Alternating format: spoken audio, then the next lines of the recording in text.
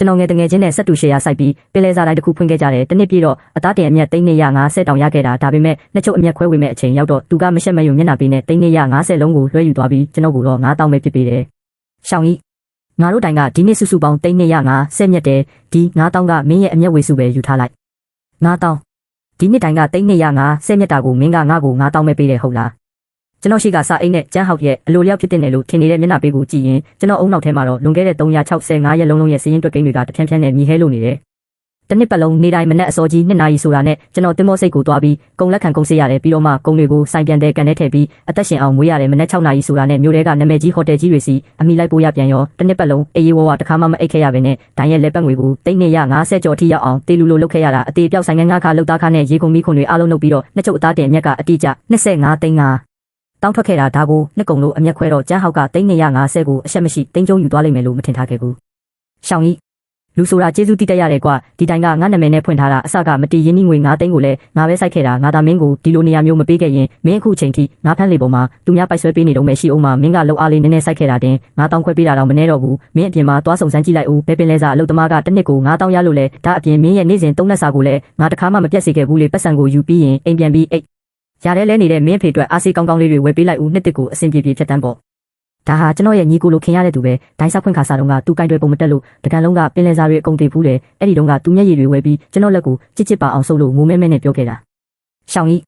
ကိုကြီးတော့မင်းကိုပဲအားကိုးရတော့မယ်ဒီလုပ်ငန်းသာလက်ပတ်နိုင်အောင်ဝိုင်းလုပ်ပေးရတဲ့အမျက်ကိုငါတို့ညီကို2ယောက်တဝက်စီခွဲကြစို့ကျွန်တော်ကယုံခဲ့မိတယ်ဒါကြောင့်အသက်ကိုစတေးပြီးလုပ်ခဲ့တယ်ဟိုတယ်ကဝယ်ယူရေးမန်နေဂျာတွေနဲ့အသေးအတန်ရက်တောက်ပေးလို့အစာအိမ်ကသွေးတွေအန်တဲ့အထိဖြစ်ခဲ့ဘူးတယ်အနှုတ်9ဒီဂရီရှိတဲ့အေးခန်းထဲမှာတညလုံးနေခဲ့ရတာတွေလည်းမနှဲဘူးအန်ချိတ်ပြီးတော့ဒီတိုင်းကိုဟိုင်ချန်ပင်လယ်စာဈေးကွက်ရဲ့အကောင်းဆုံးဆိုင်းဘုတ်တစ်ခုဖြစ်အောင်အသက်နဲ့လဲပြီးလုပ်ပေးခဲ့တာအခုတော့ဒိုင်းလဲနာမည်ကြီးရောပတ်စံလဲရရောသူကကျွန်တော်ကိုအလုပ်သမားတစ်ယောက်ပဲလို့ပြောလာတယ်ဒါဟာသူအမြဲပါဆက်ကပြောတဲ့ညီကိုတန်ရောစင်ပဲကျွန်တော်ဘာမှမပြောပဲပြုံးလိုက်တဲ့စပွဲပေါ်ကစာအိတ်ကိုယူရေတောင်မီအတွက်ပဲအိတ်ကက်ထဲတန်းထည့်လိုက်တယ်ကောင်းပြီမင်းပြောတဲ့အတိုင်းပဲလုပ်ကြတာပေါ့ကျန်းဟောက်ကဒါကိုမြင်တော့မျက်လုံးထဲမှာအထင်သေးတဲ့အရေးအယောင်ဖြစ်ပြေးသွားပြီးခါခါတီးတီးရေမောလိုက်တယ်။ဒါမှပေါ့ကွာအခြေအနေကိုနားလည်တဲ့သူကလူတော်ပဲရှောင်ကြီး။တေချာစူးစမ်းလှုပ်ဆန်းနောက်နှစ်ကိုကြီးဖာရာရီလဲရင်အဟောင်းဖြစ်တဲ့ BMW ကိုမင်းရွာပြန်ရင်စီးဖို့ငှားလိုက်မယ်ကြွားလို့ရတာပေါ့။မလိုတော့ဘူးဟောက်ကိုနှစ်တကူပြီးရင်ကျွန်တော်မလာတော့ဘူး။မင်းပါသဘောလဲပတ်စံရပြီးတော့လက်ခချင်တာလား။ဟောက်ကိုစောစောကပြောတာမှန်ပါတယ်ကျွန်တော်ကလှုပ်အားဆိုင်ရုံပဲလေဒီတစ်နှစ်လုံးအတွက်ကျွန်တော်လှုပ်အားတွေအကုန်ကုန်သွားပြီးနောက်ဒိုင်းရဲ့လုပ်ငန်းတွေကိုတော့ဟောက်ကိုကိုယ်တိုင်ပဲပို့ပြီးဂရုစိုက်ပါတော့ကျန်းဟောက်ကကျွန်တော်ကိုအယူတယောက်လို့ထင်နေတာသူပေးတဲ့ဒီနေရာကနေကျွန်တော်မထွက်ရဲဘူးလို့ထင်နေတာဒါပေမဲ့သူမသိတာကတော့ဟိုင်ချန်ဈေးကွက်ထဲကကြီးငယ်မရွေးပင်လယ်စာလုပ်ငန်းရှင်300ကျော်ဟာကျန်းဟောက်ကဆိုတဲ့ဆိုင်းဘုတ်ကိုကြည့်နေကြတာမဟုတ်ပဲကျွန်တော်ချန်ရည်ရဲ့ကုန်ပစ္စည်းရွေးချယ်တဲ့မျက်စိကိုပဲယုံကြည်ကြတာဖြစ်တယ်ဈေးကွက်ထဲကထွက်လာပြီးနောက်ကျွန်တော်အိမ်မပြန်ပဲဟိုင်ချန်စီးပွားရေးဘဏ်ကိုတန်းသွားပြီး3နှလုံးလုံးစုဆောင်းထားတဲ့လစာငွေအကုန်လုံးကိုထုတ်လိုက်တဲ့အိတ်ကက်ထဲက9000နဲ့ပေါင်းရင်စုစုပေါင်း2,500,000ရတယ်ထို့နောက်မနာရမ်းပဲဟိုင်ချန်အေးခန်းတဲယူပို့ဆောင်ရေးဆောင်ကရဲ့ရုံးခန်းစီကိုပြေးခဲ့တယ်အဲ့ဒီမှာတဟိုင်ချန်လုံးမှာအကြီးဆုံးဖြစ်တဲ့စွန့်ပစ်ထားတဲ့အေးခန်းအုပ်စုရှိတယ်သူများတွေကအဲ့ဒီနေရာကစက်ပစ္စည်းတွေဟောင်းလန်းနဲ့ဖုံးရွှေမကောင်းဘူးလို့အဖြစ်ပြောကြပေမဲ့ကျွန်တော်ကတော့အဲ့ဒီနေရာဟာအဝေးပြေးလမ်းမကြီးနဲ့အနီးဆုံးလမ်းစုံလမ်းခွဖြစ်မှန်းသိနေတယ်ရုံးခန်းဖုန်းကိုလှမ်းဆက်လိုက်တယ်ဟယ်လိုမန်နေဂျာဝလာခင်ဗျာတောင်ဘက်ဆောင်ကအကြီးဆုံးအေးခန်းကိုကျွန်တော်ငှားချင်လို့ပါချန်ကြီးလေးရအကိုကမင်းကိုကြောက်ချတာမဟုတ်ပါဘူးဒီအေးခန်းကစွန့်ပစ်ထားတာ3နှစ်ရှိပြီအေးပေးဆက်ကလည်းတော့လဲသေးပေမဲ့မိခုံကကြောက်စရာကောင်းလောက်အောင်တက်မှာပြီးတော့ဒီနေရာကလည်းအရန်ဝေးတယ်မင်းဘာကိုသဘောကျလို့လဲကျွန်တော်မောကြည့်လိုက်တော့အကျယ်ဝန်းစတူယန်မီတာ900လောက်ရှိတဲ့အေးခန်းကြီးကိုတွေ့ရတယ်သူများတွေအတွက်ဝေးတယ်လို့ထင်ရပေမဲ့ဒီနေရာကနေထွက်ပြီးအဝေးပြေးတရားပေါ်ကနေမြို့လေခေါင်ကအဆင့်မြင့်ဟိုတယ်ကြီးတွေစီသွားမယ်ဆိုရင်ကျန်းဟောက်ရဲ့ဈေးကွက်ထဲကအချက်ချကြတဲ့ဆိုင်ထက်မိနစ်20တောင်ပိုမြန်နေဆိုတာကျွန်တော်သိတယ်ပင်လယ်စာလုပ်ငန်းမှာမိနစ်20ဆိုတာရှင်ချင်းနဲ့တေချင်းလက်ဆက်ချင်းနဲ့ပုတ်တိုးချင်းတို့ရဲ့ခြားနာချက်ပဲကျွန်တော်အိတ်ကက်ထဲကဘန်ကတ်ကိုထုတ်ပြီးမန်နေဂျာဝန်ကိုပေးလိုက်တယ်ဒီအခန်းပဲယူမယ်စပေါ်တင်ကတလလက်ခ3လကြိုပေးမယ်စက်ပစ္စည်းတွေစစ်ဆေးပေးတာအပါဝင်ဒီနေ့မွန်းလွဲပိုင်းအပီးစီလုပ်ပေးနိုင်မလားမန်နေဂျာဝန်ဆွန့်သွားပြီးကျွန်တော်ကိုအယူတယောက်လိုကြည့်နေတော့တယ်2,500,000ဆိုတာအလုပ်သမားတယောက်အတွက်တော့အိုးအိမ်ပိုင်ဆိုင်မှုအားလုံးကိုထုတ်သုံးလိုက်ရတဲ့ပမာဏပဲဒါကိုစွန့်ပစ်ထားတဲ့အေးခန်းနဲ့ပုံပေါ်လိုက်တာဟာပတ်စံကိုရေထဲဖြန့်ပစ်တယ်လို့ပဲလေကဲမင်းကပွင့်လင်းတော့အကိုလည်းပွင့်လင်းမယ်ညနေ9နာရီမတိုင်ခင်အေးခန်းကိုအေးခဲနေအောင်လုပ်ပေးထားမယ်ကျွန်တော်တည်ယူပို့ဆောင်ရေးဆောင်ကနေထွက်လာတဲ့အချိန်မှာလေးအေးတွေကလေပင်တဲ့အထိတိုးဝင်လာတယ်ဒါပေမဲ့ချမ်းရည်မှုကိုမခံစားရတဲ့အပြင်တကူလုံးကသွေးတွေကတဖြန်းဖြန်းစုပွက်နေတယ်လို့တောင်ခံစားရတယ်စတူယန်မီတာ40တာရှိတဲ့အိမ်ဟောင်းလေးကိုပြန်ရောက်တော့မှောင်နေပြီးအိမ်ထဲမှာလည်းစစ်လိမ့်ငွေတွေဥနေတဲ့ဦးလေးကြီးကဆိုဖာပေါ်မှာထိုင်ပြီးစစ်လိမ့်ကိုတဖူးဖူးတောက်နေတယ်အမေကတော့ကျင်းမြောင်းနဲ့မိဖို့ချောင်းထဲမှာခောက်ဆွဲပြုတ်နေတော့တကားဖွင့်တန်ကြတော့လက်ကိုခါမှတုပ်ပြီးထွက်လာတယ်ရှောင်းကြီးပြန်လာပြီလားအမေမျက်ဝန်းတွေနီးရဲနေပြီးတခုခုပြောဖို့တွတ်ဆုံနေပုံပဲဟောဒါကငါတို့ဟိုင်ချန်ဈေးကွက်ကြီးရဲ့ချန်ပီယံကြီးပြန်လာပြီပဲချန်ကြီးငါကြားတာတော့ကျန်းဟောက်ရဲ့တိုင်ကဒီနှစ်350တောင်မြတ်တယ်ဆိုသူကမင်းကို9000စုချတာကိုမင်းကမာနာကြီးပြီးအလုတ်ထွက်ခဲ့တယ်ပေါ့လို့ဦးလေးဖြစ်သူကလှောင်ပြောင်ပြောဆိုလိုက်တယ်ကျွန်တော်ခေါင်းငိမ့်ပြီးအင်းလိုပဲဖြေလိုက်တယ်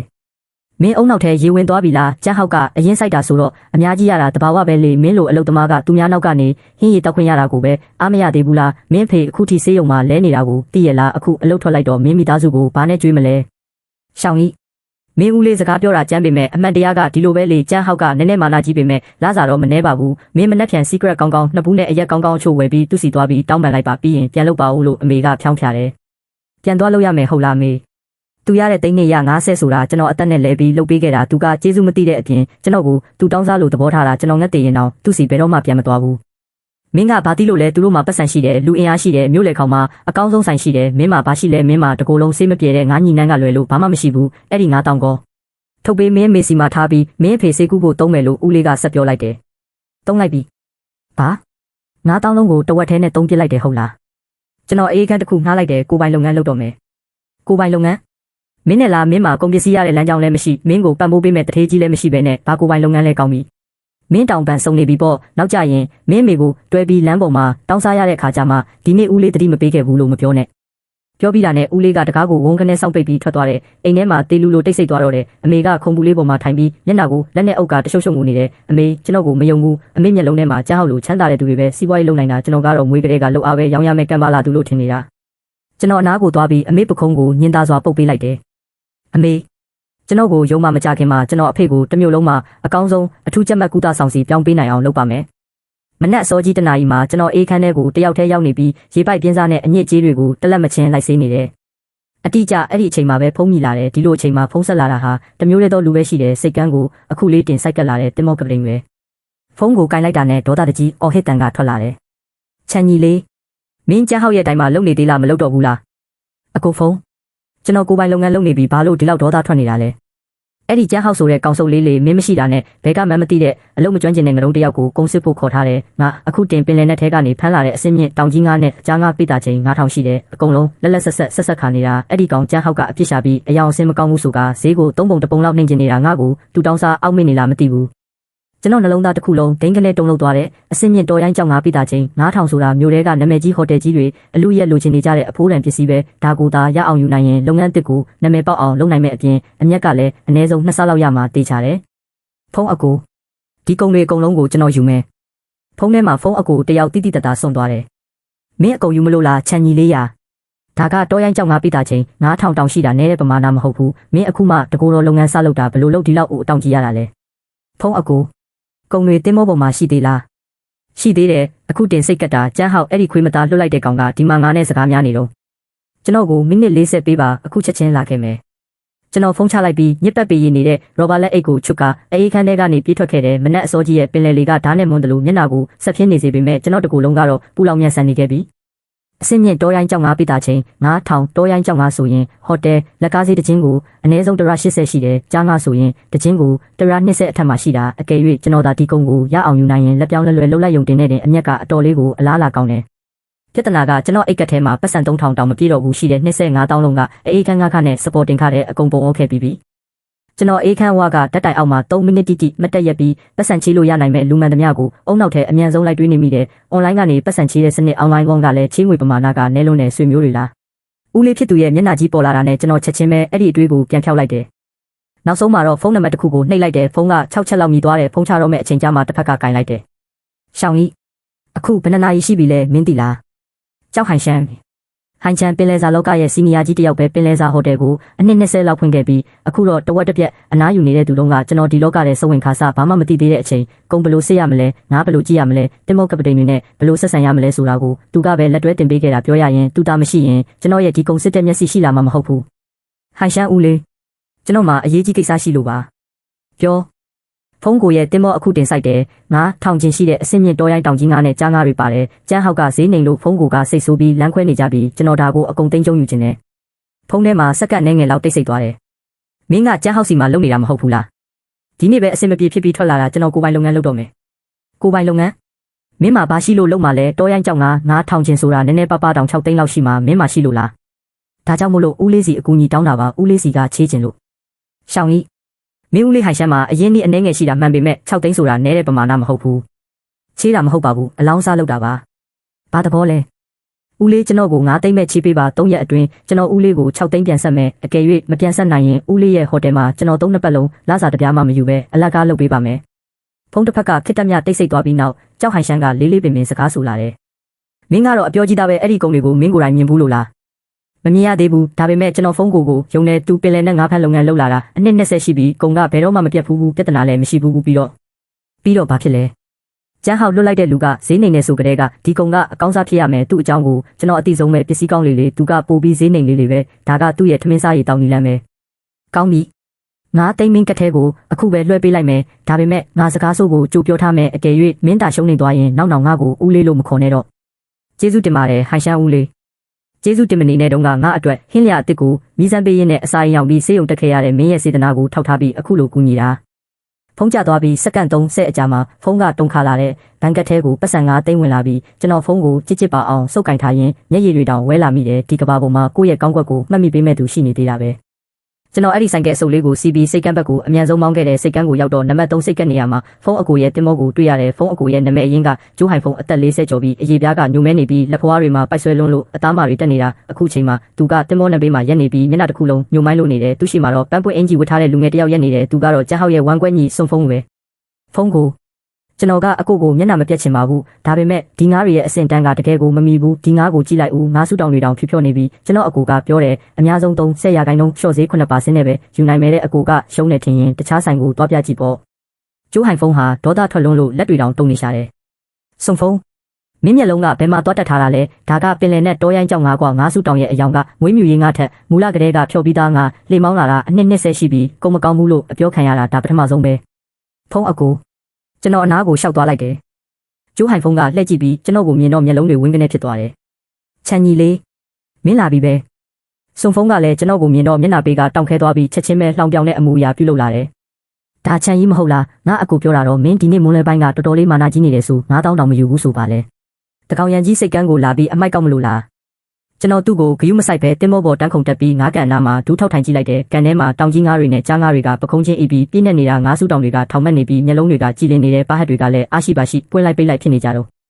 ့ကျွန်တော်တောင်ကြီးငါးတကောင်ကိုဖမ်းယူပြီးဝမ်းပိုက်ကိုလှန်ကြည့်လိုက်တော့အယောင်ကလက်လက်ဆက်ဆက်နေရဲနေပြီးအယောင်ကြတာသို့မဟုတ်တွေးချူတာမျိုးလုံးဝမရှိဘူးဒါဟာစစ်မှန်တဲ့ပင်လယ်နဲ့တောတိုင်းပစ္စည်းအစစ်မှန်ပဲအရေးသွေးကအကောင်းဆုံးထက်ကိုတာလို့နေတယ်ဒါပေမဲ့ကျွန်တော်ချက်ချင်းစကားမဆိုသေးဘူးဘာလို့လဲဆိုတော့ကျွန်တော်စောင့်နေတာရှိလို့ပဲစုံဖုန်းကအနားကိုတိုးလာပြီးအတန်ကိုနှိမ်ကပြောတယ်ချန်ကြီးငါမင်းကိုသတိမပေးဘူးလို့မပြောနဲ့ဦးငါအကိုကမင်းကိုဒီလောကထဲမှာပိတ်ဆို့လိုက်ပြီးမင်းဒီကုံတွေကိုဝယ်ရင်တော့ရောင်းစရာနေရာရှိမှာမဟုတ်ဘူးအဲ့ဒီအစားငါကိုလာတောင်းပန်လိုက်ပါငါအကိုကိုပြောပေးပြီးမင်းကိုပစ္စည်းတဲ့အလုပ်သမားအဖြစ်ပြန်ခံခိုင်းမယ်သူ့စကားမဆုံးသေးခင်မှာပဲကျွန်တော်လက်ထဲကတောင်ကြီးငါးကရုတ်တရက်အပြင်းထန်ရုန်းကန်လိုက်တဲ့ထို့နောက်ကန်ထဲကတခြားတောင်ကြီးငါးတွေလည်းလမ်းဖြတ်ပြီးရေတွေပတ်စင်အောင်ပြင်းပြင်းထန်ထန်ကုခတ်လှုပ်ရှားလာကြတယ်စုံဖုံးလန့်သွားပြီးနောက်ကို2လမ်းလောက်ဆုတ်သွားတယ်ဘာဖြစ်တာလဲကျွန်တော်ဘာမှမဖြစ်ပဲကန်ထဲကအကောင်ဆုံးအကြီးဆုံးတောင်ကြီးငါးတစ်ကောင်ကိုစိုက်ကြည့်နေမိတယ်သူ့ရဲ့ခန္ဓာကိုယ်ကအနှဲငယ်တုံရင်နေပြီးငါးစုတောင်တွေအကုန်ပွင့်ထွက်နေတယ်ပါဟတ်နောက်ဖုံးကနေမတိမတာမိန်ပြပြသွေးစာတွေစိမ့်ထွက်နေတာကိုတွေ့လိုက်ရတယ်ကျွန်တော်နှလုံးသားဒိန်းကနေခုန်သွားတယ်မဟုတ်ဘူးဒါကလက်နာမဟုတ်ဘူးဒါစိတ်ခတ်ခံထားရတာတယောက်ယောက်ကငါးဖမ်းတဲ့အချိန်ဒါမှမဟုတ်တဲယူပို့ဆောင်တဲ့လန်ခီမှာငါးတွေကိုစိတ်ခတ်လိုက်တာပဲကျွန်တော်ရုတ်တရက်မတက်ရက်လိုက်ပြီးတင်မောဘော်ကလူအားလုံးကိုလိုက်ကြည့်လိုက်တဲ့ကျိုးဟိုင်ဖုန်းကတော့ဘာမှနားမလည်တဲ့မျက်နှာပေးနဲ့ဖြစ်နေပြီးတင်မောသားတွေကလည်းတယောက်ကိုတယောက်ကြည့်နေကြတယ်စွန်ဖုန်းရဲ့မျက်နှာအမူအရာကတော့အနှဲငယ်ထူးဆန်းသွားပြီးသူကကျွန်တော်အကြည့်ကိုမတိမတာရှောင်လွှဲလိုက်တယ်ဖုန်းကိုအကိုတင်မောဘော်ကိုမကြသေးခင်ကအပြင်လူလာသေးလားမရှိပါဘူးအခုထွက်တာတပတ်ရှိပြီငါတို့လူတွေကြီးပဲလမ်းမှာတခြားတင်မောတွေနဲ့တွေ့သေးလားနှစ်စီးနဲ့တွေ့တယ်နှုတ်ဆက်ယုံမဲ့အနာမကပ်ပါဘူးကျွန်တော်ပြန်ငုံလိုက်ပြီးအဲ့ဒီတောင်ကြီးငါးရဲ့ပါဟတ်နောက်ကအချွဲတွေကိုလက်သေးနဲ့အနှဲငယ်ချစ်ယူကနှာခေါင်းနားကပ်ပြီးနှက်ကြည့်လိုက်တဲ့အလုံးကိုဖြော့တော့ပြီးသတိမထားမိနိုင်လောက်တဲ့ဘာဒန်စိတ်ခါနက်လိုမျိုးရလိုက်တယ်ကျွန်တော်မျက်စိတွေပြူးကျသွားတယ် Triazolin organophosphate ပိုးသက်ဆေးတစ်မျိုးဒါဟာအလွန်နဲ့ပါတဲ့ပမာဏတင်ငါးတွေကိုနိုင်ပိုင်းအတွင်းပုံမှန်မဟုတ်ပဲလန်းဆန်းသလိုဖြစ်နေစေပြီးပမာဏများရင်တော့ချက်ချင်းတည်စေနိုင်တဲ့ဆေးပဲဒီပစ္စည်းဟာပင်လယ်စာလောကမှာပြက်ပြက်တသားတားမြစ်ထားတဲ့အရာဖြစ်ပေမဲ့အမြဲတမ်းလူအချို့ကတော့မယိုးမသားလုပ်တတ်ကြတယ်ဒါကငါးတွေကိုလန်းဆန်းခြင်းအောင်ဆောင်စေဖို့ဖြစ်စေသို့မဟုတ်ပြိုင်ဘက်ကိုဖျက်ဆီးဖို့ဖြစ်စေတုံးတတ်ကြတယ်ဒီငါးတွေပြဿနာရှိတယ်ကျွန်တော်မတ်တက်ရက်လိုက်ပြီးအတန်ကျကျမဟုတ်ပေမဲ့လူတိုင်းကြားနိုင်အောင်ပြောလိုက်တယ်ကျိုးဟိုင်ဖုန်းမျက်နှာပြတ်သွားတယ်ဘာမင်းဘလို့သိတာလဲစုံဖုန်းကစကားထွက်လာပြီးမှမမှန်မှန်သိလို့ပါဇက်ကိုချက်ချင်းပြန်ပိတ်လိုက်တယ်ကျွန်တော်သူ့ကိုစိုက်ကြည့်ပြီးတလုံးချင်းပြောလိုက်တယ်စုံဖုန်းငါကငါးတွေပြဿနာရှိတယ်လို့ပဲပြောရသေးတယ်ဘာပြဿနာလဲလို့မပြောရသေးဘူးမင်းကဘာလို့ပြရခတ်နေတာလဲငါဘယ်မှာပြရခတ်လို့လဲချန်ကြီးမင်းဒီမှာလာပြီးလူလိမ်ညံစင်မနေနဲ့ ဒါဆိုမင်းကဘာလို့တေချာပေါက်ဈေးနှိမ်ကျင်နေရတာလဲပြောပြလေမင်းအကူကျန်းဟောက်ဘလို့လူလဲဆိုတာငါအသိဆုံးပဲကုံကောင်းလေသူကဈေးနှိမ်လေဆိုပေမဲ့ဒီတောင်ကြီးငါးတွေကအကောင်းစားတွေလေသူ့စရိုက်ရဆိုရင်အကုန်လုံးကိုလူယူရမှာဒါပေမဲ့မင်းကဒီမှာအချိန်ဆွဲပြီးဈေးနှိမ်နေတယ်ဆိုတာအဖြစ်တစ်ခုပဲရှိတယ်မင်းတို့ဒီငါးတွေပြဿနာရှိမှန်းသိနေကြတယ်အနေဆုံးဈေးနဲ့ယူသွားပြီးတော့မှအကောင်းစားအဖြစ်ပြန်ရောင်းပြီးကြားတဲ့ကအမျက်ကြီးစားမလို့မလားဒီဆေးခတ်ထားတဲ့ငါးတွေကနောက်ဆုံးဘဲဟိုတယ်ဘဲဇပွဲပေါ်ရောက်သွားမလဲဆိုတာမင်းတို့ဂရုမစိုက်ဘူးမလားစိတ်ကန်းတစ်ခုလုံးရဲ့လေတူးကခဲပြတ်သွားတယ်လို့တိတ်ဆိတ်သွားပြီးကျိုးဟိုင်ဖုံးရဲ့မျက်လုံးတွေကပြူးထွက်မတက်ဖြစ်လာတယ်သူကစုံဖုံးရဲ့ကော်လန်စကိုဆွဲကင်လိုက်တယ်မင်းငါကိုတေချာပြောစမ်းဒါမင်းတို့ကျမ်းမိသားစုလုပ်တဲ့ကောက်ကျစ်မှုဟုတ်လားမပေါက်ကရပြောနဲ့ဖုံးကိုဒီကောက်စကားကိုမယုံနဲ့သူကပစ္စည်းတဲ့ကောင်းစုပ်ပဲကုံစစ်တာဘာနာလဲမှာလဲသူနားမလဲရင်မင်းနားလဲလားအသက်ကြီးပြီးဩဇာညောင်းတဲ့အတန်တစ်ခုစိတ်ကန်းဘက်ကနေထွက်လာတဲ့ကြောက်ဟန်ရှမ်းကဖြည်းဖြည်းချင်းရှောက်လာခဲ့ပြီးသူကဖုန်းထဲမှာတော့မပါဝင်ဘူးလို့ပြောထားပေမဲ့တကယ်တမ်းကျတော့စိတ်မချလို့ကိုယ်တိုင်လိုက်လာခဲ့တာဖြစ်တယ်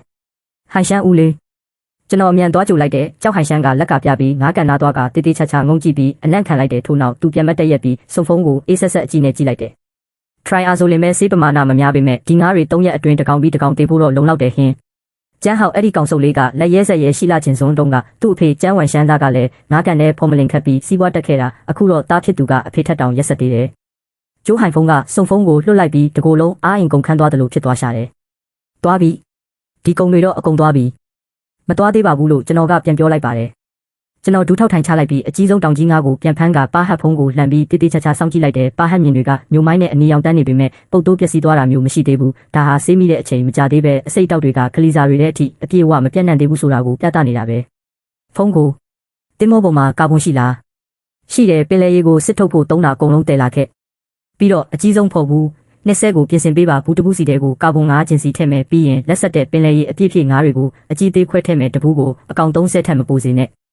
ဒီနည်းကတကယ်အဆင်ပြေပါမလားမိသွေးစစ်ထုတ်တုံးကရေထဲမှာရှိတဲ့ organophosphate တွေကိုစုပ်ယူနိုင်တဲ့အစိတ်ကိုအပြည့်အဝမပြည့်စေနိုင်ရင်တော့အချိန်ဆွဲပေးနိုင်တဲ့ဒီငါးတွေကိုမိုးမလင်းခင်အကုန်ကင်တွယ်ပြီးတော့ကျွန်တော်အေးခန်းစီတန်းပို့ရမယ်မင်းရဲ့အေးခန်းချန်ကြီးမင်းယူသွားပြီလားမင်းမှာဘယ်ကအေးခန်းရှိလို့လဲတောင်ဘက်ဆောင်အေးခန်းတည်ယူပို့ဆောင်ရေးဆောင်ကနံပါတ်5အခန်းပဲစုံဖုံးတယောက်ပါဇက်အဟောင်းသားဖြစ်သွားပြီးမျက်နှာအမူအရာကရင်ကောင်းတကောင်ကိုမျိုးချလိုက်ရတယ်လို့မျိုးဖြစ်သွားတော့တယ်ကြောက်ဟန်ရှမ်းကကျွန်တော်ကိုတစ်ချက်ကြည့်ပြီးနှက်ခမ်းထောက်လေးအနှဲငယ်ကွေးမြုပ်ကပြုံးလိုက်တယ်ကောင်းလေးမစိုးဘူးပညာတော့ရှိသားပဲနောက်ထပ်3နာရီကြာတဲ့အချိန်ဟာအချိန်နဲ့အသက်လူပြီးပြေးပွဲဝင်ရတယ်လို့ပါပဲကျွန်တော်နဲ့ဖုန်းကိုရဲ့လက်အောက်ကတင်မောသား9ယောက်အတူတူပူးပေါင်းပြီး9000ချင်းရှိတဲ့ငါးတွေကိုအကုန်လုံးဘူးတွေခွဲထည့်ကာဗွန်ထည့်ရေလဲတာတွေလုပ်ခဲ့ကြတယ်မနက်အစောကြီး4နာရီခွဲမှာတော့နောက်ဆုံးငါးဘူးကိုတည်ယူပို့ဆောင်ရေးကုမ္ပဏီကနေအရေးပေါ်ခေါ်လိုက်တဲ့အေးခန်းကားပေါ်ကိုတင်ဆောင်ပြီးစီးသွားခဲ့ပြီးကြောက်ခိုင်ရှမ်းကတော့တလန်လုံးဘေးကနေစောင့်ကြည့်နေပြီးစကားတခုမှမဆိုခဲ့ဘူးနောက်ဆုံးကစိတ်ကန်းကနေထွက်ခွာသွားတော့မှသူကစကားဆက်လာတယ်ဒီငါးတွေကိုမင်းဘလို့ရောက်ဖို့ရွေထားလဲလက်ကဈေးကွက်ထဲမသွင်းတော့ဘူးလားဟင်းကျန်းဟောက်ကတောင်ဘက်ဈေးကွက်မှာလှုပ်လာတာနှစ်အတော်ကြာပြီဆိုတော့ဖောက်တဲ့ကြီးတွေအကုန်လုံးကိုသူသိတယ်အကယ်၍ကျွန်တော်ကငါးတွေကိုဈေးကွက်ထဲတည်သွားရင်သူကလူလွတ်ပြီးနှောက်ယှက်မှတေးကြတယ်ဒါဆိုမင်းကဟိုတယ်တွေနဲ့ဓာတ်ရိုက်ချိတ်ဆက်ဖို့ရည်ရွယ်ထားတာပေါ့ဟန်ရှမ်းဦးလေးကဟန်ချန်စားတောက်ကုန်လောကမှာလူသိများပြီးအဆက်အသွယ်လဲများတာပဲကျွန်တော်အတွက်လမ်းလေးတစ်ခုလောက်ရှာပေးနိုင်မလားခင်ဗျကြောက်ဟန်ရှမ်းကစက္ကန့်နှဲငယ်လောက်တိတ်ဆိတ်သွားပြီးနောက်အိတ်ကက်ထဲကနေလိပ်စာကတ်တရွက်ကိုထုတ်ပြီးကျွန်တော်ကိုပေးလာတယ်ဟန်ချန်ဟိုတယ်ရဲ့ဝယ်ယူရေးမန်နေဂျာမျိုးရိုးကလူရဲမင်းငါရဲ့လိပ်စာကတ်ကိုယူပြီးသူ့စီသွားရှာလိုက်ငါလွတ်လိုက်တာလို့ပြောကျွန်တော်လိပ်စာကတ်ကိုလှမ်းယူပြီးအောက်ကျုပ်ကအလေးနဲ့အလေးပြုလိုက်တယ်ဟန်ရှမ်းဦးလေးဒီကျေးဇူးကိုဘယ်တော့မှမမေ့ပါဘူးဒီလိုစကားမျိုးတွေလာမပြောနဲ့ဦးဟုတ်သားပဲမင်းရဲ့အေးခန်းကစက်ပစ္စည်းတွေကအဆင်ပြေရဲ့လားအေးပေးဆက်ကမော်ရယ်ဟောင်းမို့မိစားတာများပေမဲ့အေးပေးတဲ့စွမ်းရည်ကတော့ပြဿနာမရှိပါဘူးကျွန်တော်အိမ်ချမ်းမြေမန်နေဂျာကိုအပူချိန်အနှုတ်9ဒီဂရီအထိချခိုင်းထားပြီးပြီမီလိုင်းကောတောင်ဘက်တဲယူပို့ဆောင်ရေးဆောင်ကမီလိုင်းဟောင်းနေတာတရက်2ရက်ထဲမဟုတ်ဘူးနော်ကျွန်တော်ကိုယ်ပိုင် transformer တစ်လုံးတက်ဆင်လိုက်ပါတယ်မင်းကအခုတည်းအလုပ်ဖြုတ်ခံရတဲ့အလုပ်သမားတစ်ယောက်ဖြစ်ပြီးတော့အေးခန်းအတွက်ကိုယ်ပိုင် transformer တောင်တက်နိုင်နေဟုတ်လားကျွန်တော်ရဲ့ပိုင်ဆိုင်မှုအားလုံးကိုပုံအောင်ထားရတာမို့မစွန့်စားရဘူးဦးလေးကြောက်ခိုင်ရှမ်းကကျွန်တော်ကိုအတော်ကြာအောင်စိုက်ကြည့်ပြီးမှရေမောလိုက်တော့တယ်ကျန်းဟောက်အဲ့ဒီငတုံးကတော့ဘလို့လူမျိုးကိုလက်လွတ်လိုက်မိလဲဆိုတာသူကိုယ်တိုင်တော့မသိရှာဘူးမိုးလင်းတဲ့အချိန်မှာတော့9000ချင်းရှိတဲ့တောရိုင်းကြောင်ငါးတွေဟာကျွန်တော်ရဲ့အေးခန်းထဲမှာအဆင်ပြေပြေရောက်ရှိနေကြပြီးကျွန်တော်မနာတော့ပဲမျက်နှာတစ်တစ်ထဲတော့တန်ရှင်းတဲ့ရှက်အင်ဂျီကိုလဲဝစ်ပြီးဆိုင်ကယ်ကိုစီးကဟိုင်ချန်ဟိုတယ်စီကိုတန်းမောင်းခဲ့တယ်ဟိုင်ချန်ဟိုတယ်ဟာဟိုင်ချန်မြို့မှာအဆင့်မြင့်ဆုံးပင်လယ်စာဟိုတယ်ဖြစ်ပြီးတခြားဘယ်ဟိုတယ်နဲ့မှမနှိုင်းယှဉ်နိုင်ဘူးသူ့ရဲ့ဝယ်ယူမှုပမာဏဟာတစ်မြို့လုံးကအဆင့်မြင့်ပင်လယ်စာဈေးကွက်ရဲ့30%ကျော်ကိုအပိုင်စီးထားတာဒီနေရာတဲ့ကိုသာဖောက်ထွက်ဝင်ရောက်နိုင်ရင်တစ်မြို့လုံးကအဆင့်မြင့်စားတောက်ကုန်လောကရဲ့ဝင်ခွင့်လက်မှတ်ကိုရရှိလိုက်တာနဲ့အတူတူပဲဝယ်ယူရေးဌာနကဟိုတယ်ရဲ့နောက်ွယ်ကရုံးခန်းအဆောက်အုံထဲမှာရှိတာကျွန်တော်တကားဖွင့်ဝင်သွားတဲ့အချိန်မှာရွှေရောင်မျက်မှန်တက်ထားတဲ့အသက်လက်ပိုင်းအမျိုးသားတစ်ယောက်ကဖုန်းပြောနေတယ်ဥက္ကဋ္ဌကျန်းစိတ်ချပါငါတို့လက်တွဲလာတာနှစ်အတော်ကြာပြီပဲငါတို့ဟိုင်ချန်ဟိုတယ်ရဲ့တောရိုင်းကြောက်ငါးတွေကိုတေချာပေါက်မင်းစီကပဲအရင်ယူမှာပေါ့ပါချန်ကြီးဟုတ်လားဒီလူနာမည်ကိုမကြားဘူးပါဘူးသူဖုန်းချလိုက်ပြီးမောကြည့်တော့ကျွန်တော်ကိုမြင်သွားတယ် မင်းကဘာတူလဲလူမန်နေဂျာမင်္ဂလာပါခင်ဗျာကျွန်တော်ကဦးလေးကြောက်ဟန်ရှမ်းရဲ့မိတ်ဆက်ပေးမှုနဲ့လာခဲ့တာပ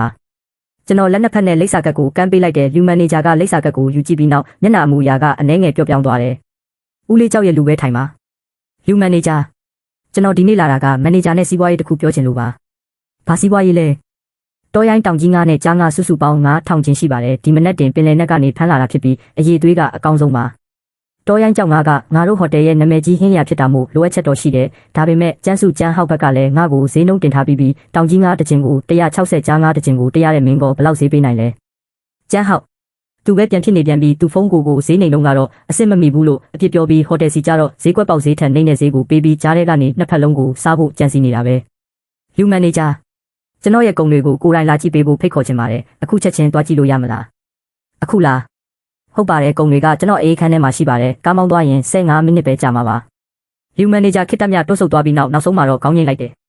မိနစ်30အကြာမှာလူမန်နေဂျာဟာကျွန်တော်အေးခန်းထဲမှာရက်နေပြီးကန်ထဲမှာဆက်ဆက်ခါအောင်ကူးခတ်နေတဲ့တောင်ကြီးငါးတွေကိုကြည့်ရင်မျက်လုံးတွေပြူးကျဲသွားတော့တယ်သူဒူးထောက်ထိုင်ချပြီးတကောင်ကိုဖမ်းယူကဝမ်းပိုက်ကိုလှမ်းကြည့်တယ်ပါဟတ်ဖုံးကိုလည်းဖွင့်ကြည့်တယ်ဒီအရေးသွေးက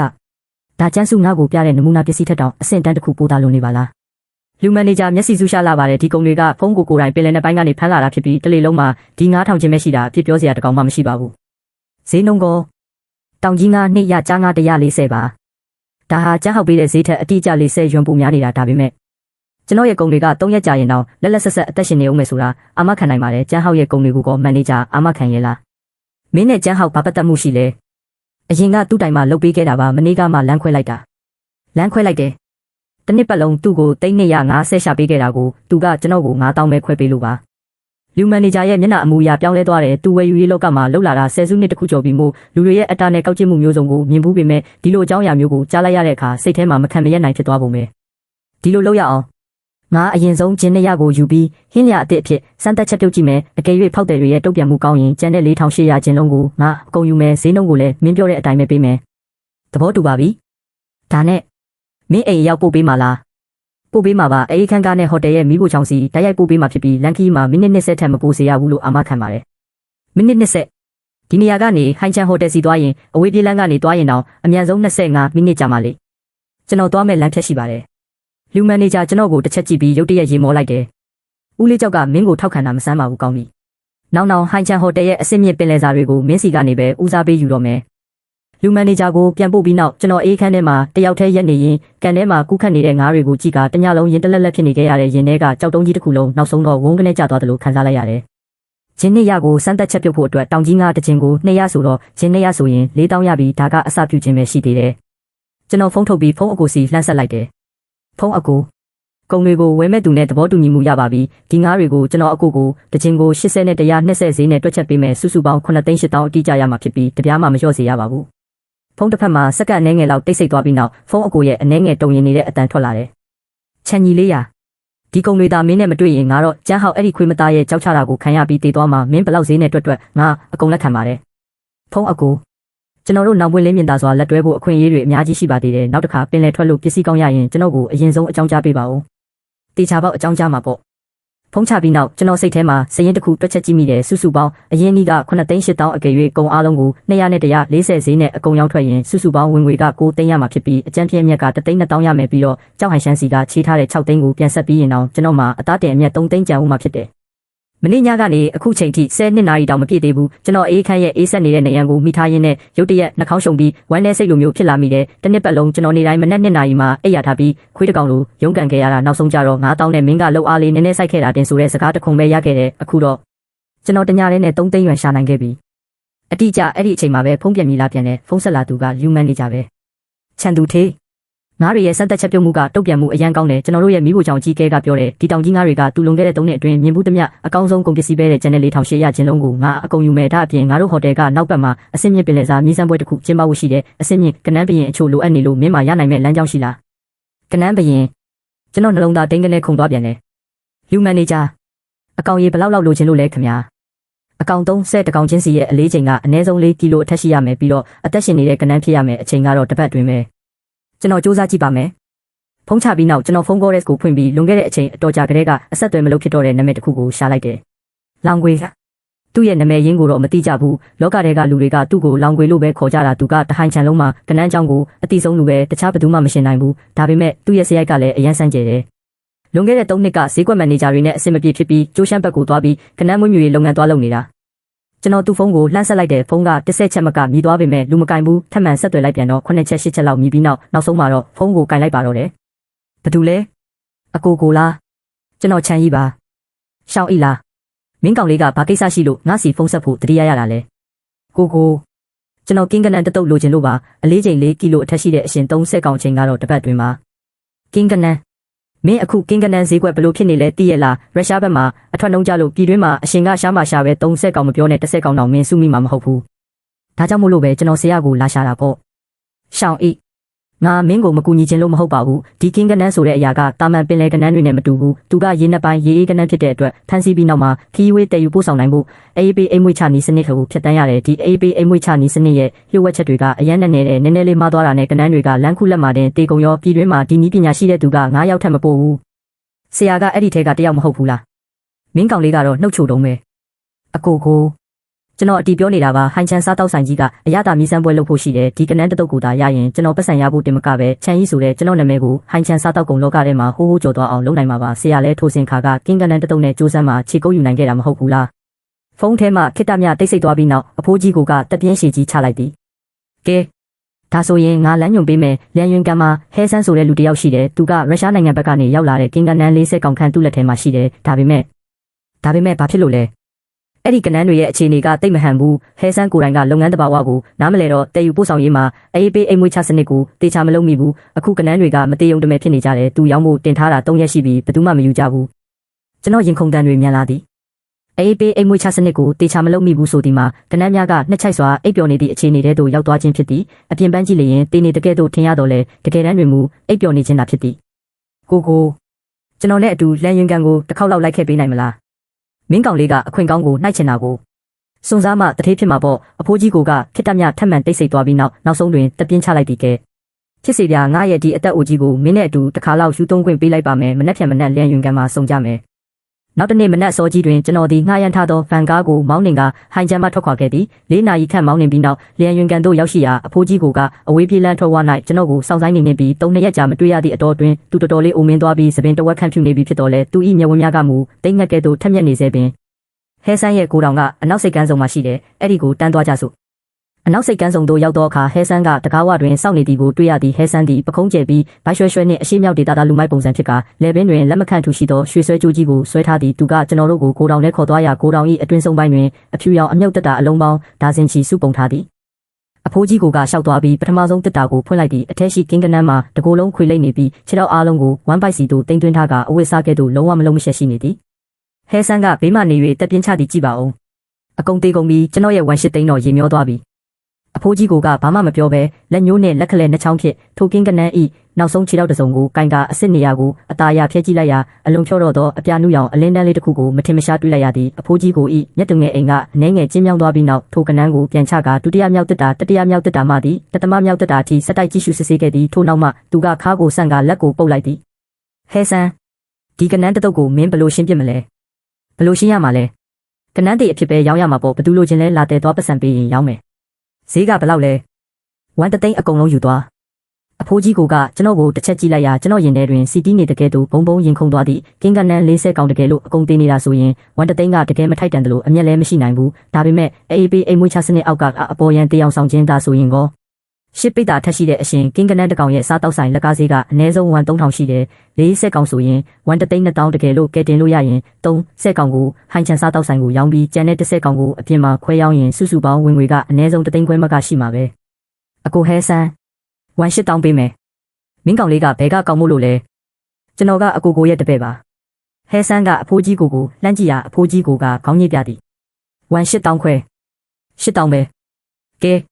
ထားပါတော့8တောင်းလဲ8တောင်းပဲဒါပေမဲ့ဆိုးဆိုးဝါးဝါစကားကိုကြိုပြောထားမယ်ပစ္စည်းကိုတောင်အပြင်ဘက်ရောက်တာနဲ့လုံးဝပြန်မအမ်းဘူးအယောင်းဝယ်တဲ့ပါပြီကျွန်တော်နဲ့အဖိုးကြီးကိုဒီအမြုပ်တက်တာလေးဆက်လုံးကိုပေါင်မုတ်ကားပေါ်သို့အကုန်လုံးတက်တင်လိုက်ကြသည်ကားတကားပိတ်လိုက်သည့်ထိုခိုက်တန့်တွင်အဖိုးကြီးကရုတ်တရက်ရေမောလိုက်သည်ရှောင်းဤမင်းစောစောကဈေးဆက်ခုတ်လိုက်ပုံကငါပြိုစင်တုံးကအငွေ့တက်မျိုးနည်းနည်းပပရှိတာပဲကိုဒီကနန်းတွေရှင်းဖို့ရာဂိုင်နှုန်းဘယ်လောက်ရှိလဲ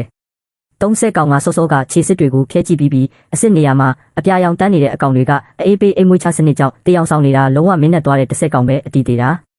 ဒါဆိုရင်ကျွန်တော်တို့30ကောင်ကိုပြန်ရှင်းအောင်လုပ်နိုင်တယ်ပေါ့ theory ရတော့ဟုတ်ပါတယ်ဒါပေမဲ့အေးပေးအိမ်မွေးချရာကနေပြန်လဲနိုးထလာဖို့ဆိုတာအလွန်တိကျတဲ့အပူချိန်ထိန်းချုပ်မှုနဲ့စားငံတဲ့ညှိနှိုင်းမှုလိုအပ်တယ်နည်းနည်းလေးလွဲချော်သွားတာနဲ့တယောင်ဆောင်ရာကနေအတီးသေးသွားလိမ့်မယ်ဆရာလုပ်နိုင်မလားမင်းကောင်လေးကတော့မင်းရဲ့ကိုငါကထိုးစင်ခါကစူးစမ်းမှာတညရဲနဲ့ကင်းကနန်း2ယောက်ကိုပြန်ရှင်းအောင်လုပ်ခဲ့ဘူးတာကွာဒီလောက်အလုပ်လေးကတော့အသေးဖွဲပဲဟိုင်ချန်ရှိအေးခန်းတို့ပြန်ရောက်တော့ခါညနေ6နာရီရှိနေပြီဖြစ်သည်အဖိုးကြီးကိုဒီရေတငုံပင်မတော့ရသေးပဲလုပ်ငန်းကိုတန်းစတင်တော်သည်သူသည်ဥစွာကင်းကနန်း40လုံးကိုအမြုပ်တက်တာထဲမှထုတ်ယူကာတကောင်ချင်းစီစစ်ဆေးသည်သူထင်ထားသည့်အတိုင်းပင်30ကောင်ကတေးအောင်ဆောင်နေပြီး10ကောင်ကလုံးဝတေဆုံးသွားခဲ့ပြီဒီတေနေတဲ့10ကောင်ကိုလည်းလွတ်မပြစ်နဲ့ဦးကင်းကနန်းကတေသွားရင်မတန်တော့ဘူးဆိုပေမဲ့ကနန်းနှစ်ကိုထုတ်ပြီးကနန်းနှစ် sauce လုပ်လို့ရတယ်ကနန်းသားကိုနှွင်ပြီးကနန်းသားချောင်းလုပ်လို့ရတယ်အဲ့ဒါတွေပေါင်းလိုက်ရင်လည်းဝါထောင်ကနန်းလောက်ရပါသေးတယ်အဖိုးကြီးကပြောရင်းနဲ့ပြန်လဲနိုးထစေမိအရေးကိုစတင်ဆက်တော်သည်ကင်းကနန်းကရေနှစ်ပိုင်းရေအေးကနန်းဖြစ်လို့ရှင်တန်နိုင်တဲ့ရေပူချိန်က2ဒီဂရီကနေ9ဒီဂရီအတွင်းမဲ့အေးပေးအိမ်မွေးချစနစ်ရဲ့နေရာမှာကတော့ရေပူချိန်ကိုအနှုတ်1ဒီဂရီအထိလျင်မြန်စွာချပစ်ပြီးကနန်းကိုစောင်းခိုတဲ့အခြေအနေမျိုးရောက်အောင်လုပ်တာပြန်လည်နိုးထားဖို့အတွက်အဓိကတော့ချက်ကတော့ရေပူချိန်ကိုတနာရီမှာ3.5ဒီဂရီနှုန်းနဲ့ဖြည်းဖြည်းချင်းပြန်တက်လာအောင်လုပ်ရမယ်တပြိုင်နက်တည်းမှာရေထဲကိုပိုတက်ဆီယမ်အိုင်ယွန်နဲ့မက်ကနီဆီယမ်အိုင်ယွန်တွေထည့်ပေးပြီးကနန်းခန္ဓာကိုယ်ရဲ့ electrolyte ညချဒီကိုပြန်လည်ထိန်းညှိပေးရမယ်ကျွန်တော်နားထောင်ရင်စိတ်ဝင်စားသွားမိသည်ဒါကမှတကယ်စစ်မှန်တဲ့နည်းပညာပဲကြံဟောက်တို့လိုဈေးနေတာအဆက်အသွယ်သုံးတာလိမ့်လဲလက်ဖျားတာတွေနဲ့လုပ်တဲ့စီးပွားရေးပုံစံကဒီလိုထက်မြက်တဲ့နည်းပညာအစစ်အမှန်ရှေ့မောက်မှာဘာမှမဟုတ်တော့ဘူးလုံးဝ6နာရီတိတိအဖိုးကြီးကိုဒီရေကန်ပေးမှခြေတလန်းမြမခွာပဲစောင့်ကြည့်က15မိနစ်တစ်ချိန်ရေပူချိန်နဲ့စားငံတက်ကိုတိုင်းတာပြီးနာရီဝက်တစ်ချိန်ဆက်ထားသောအရည်များကိုရေထဲသို့လောင်းထည့်သည်မနက်လင်းအားကြီးတနာရီတွင်ပထမဆုံးကင်းကနန်း၏ခြေထောက်လေးလှုပ်ရှားလာသည်မနက်လင်းအားကြီး2နာရီတွင်ကင်းကနန်း30လုံးလုံးဝပြန်လည်နိုးထလာပြီးရေကန်ထဲတွင်ဖြည်းဖြည်းချင်းရှောက်သွားနေကြပြီဖြစ်သည်အဖိုးကြီးကိုဒီထိုင်ကုန်ပေါ်တွင်ပြစ်ထိုင်ချလိုက်ကတကိုယ်လုံးချွေးတွေစီးကြနေတော့လဲသူ၏မျက်ဝန်းများထဲတွင်မူအယောင်ဝါများတောက်ပနေသည်အောင်မြင်ပြီး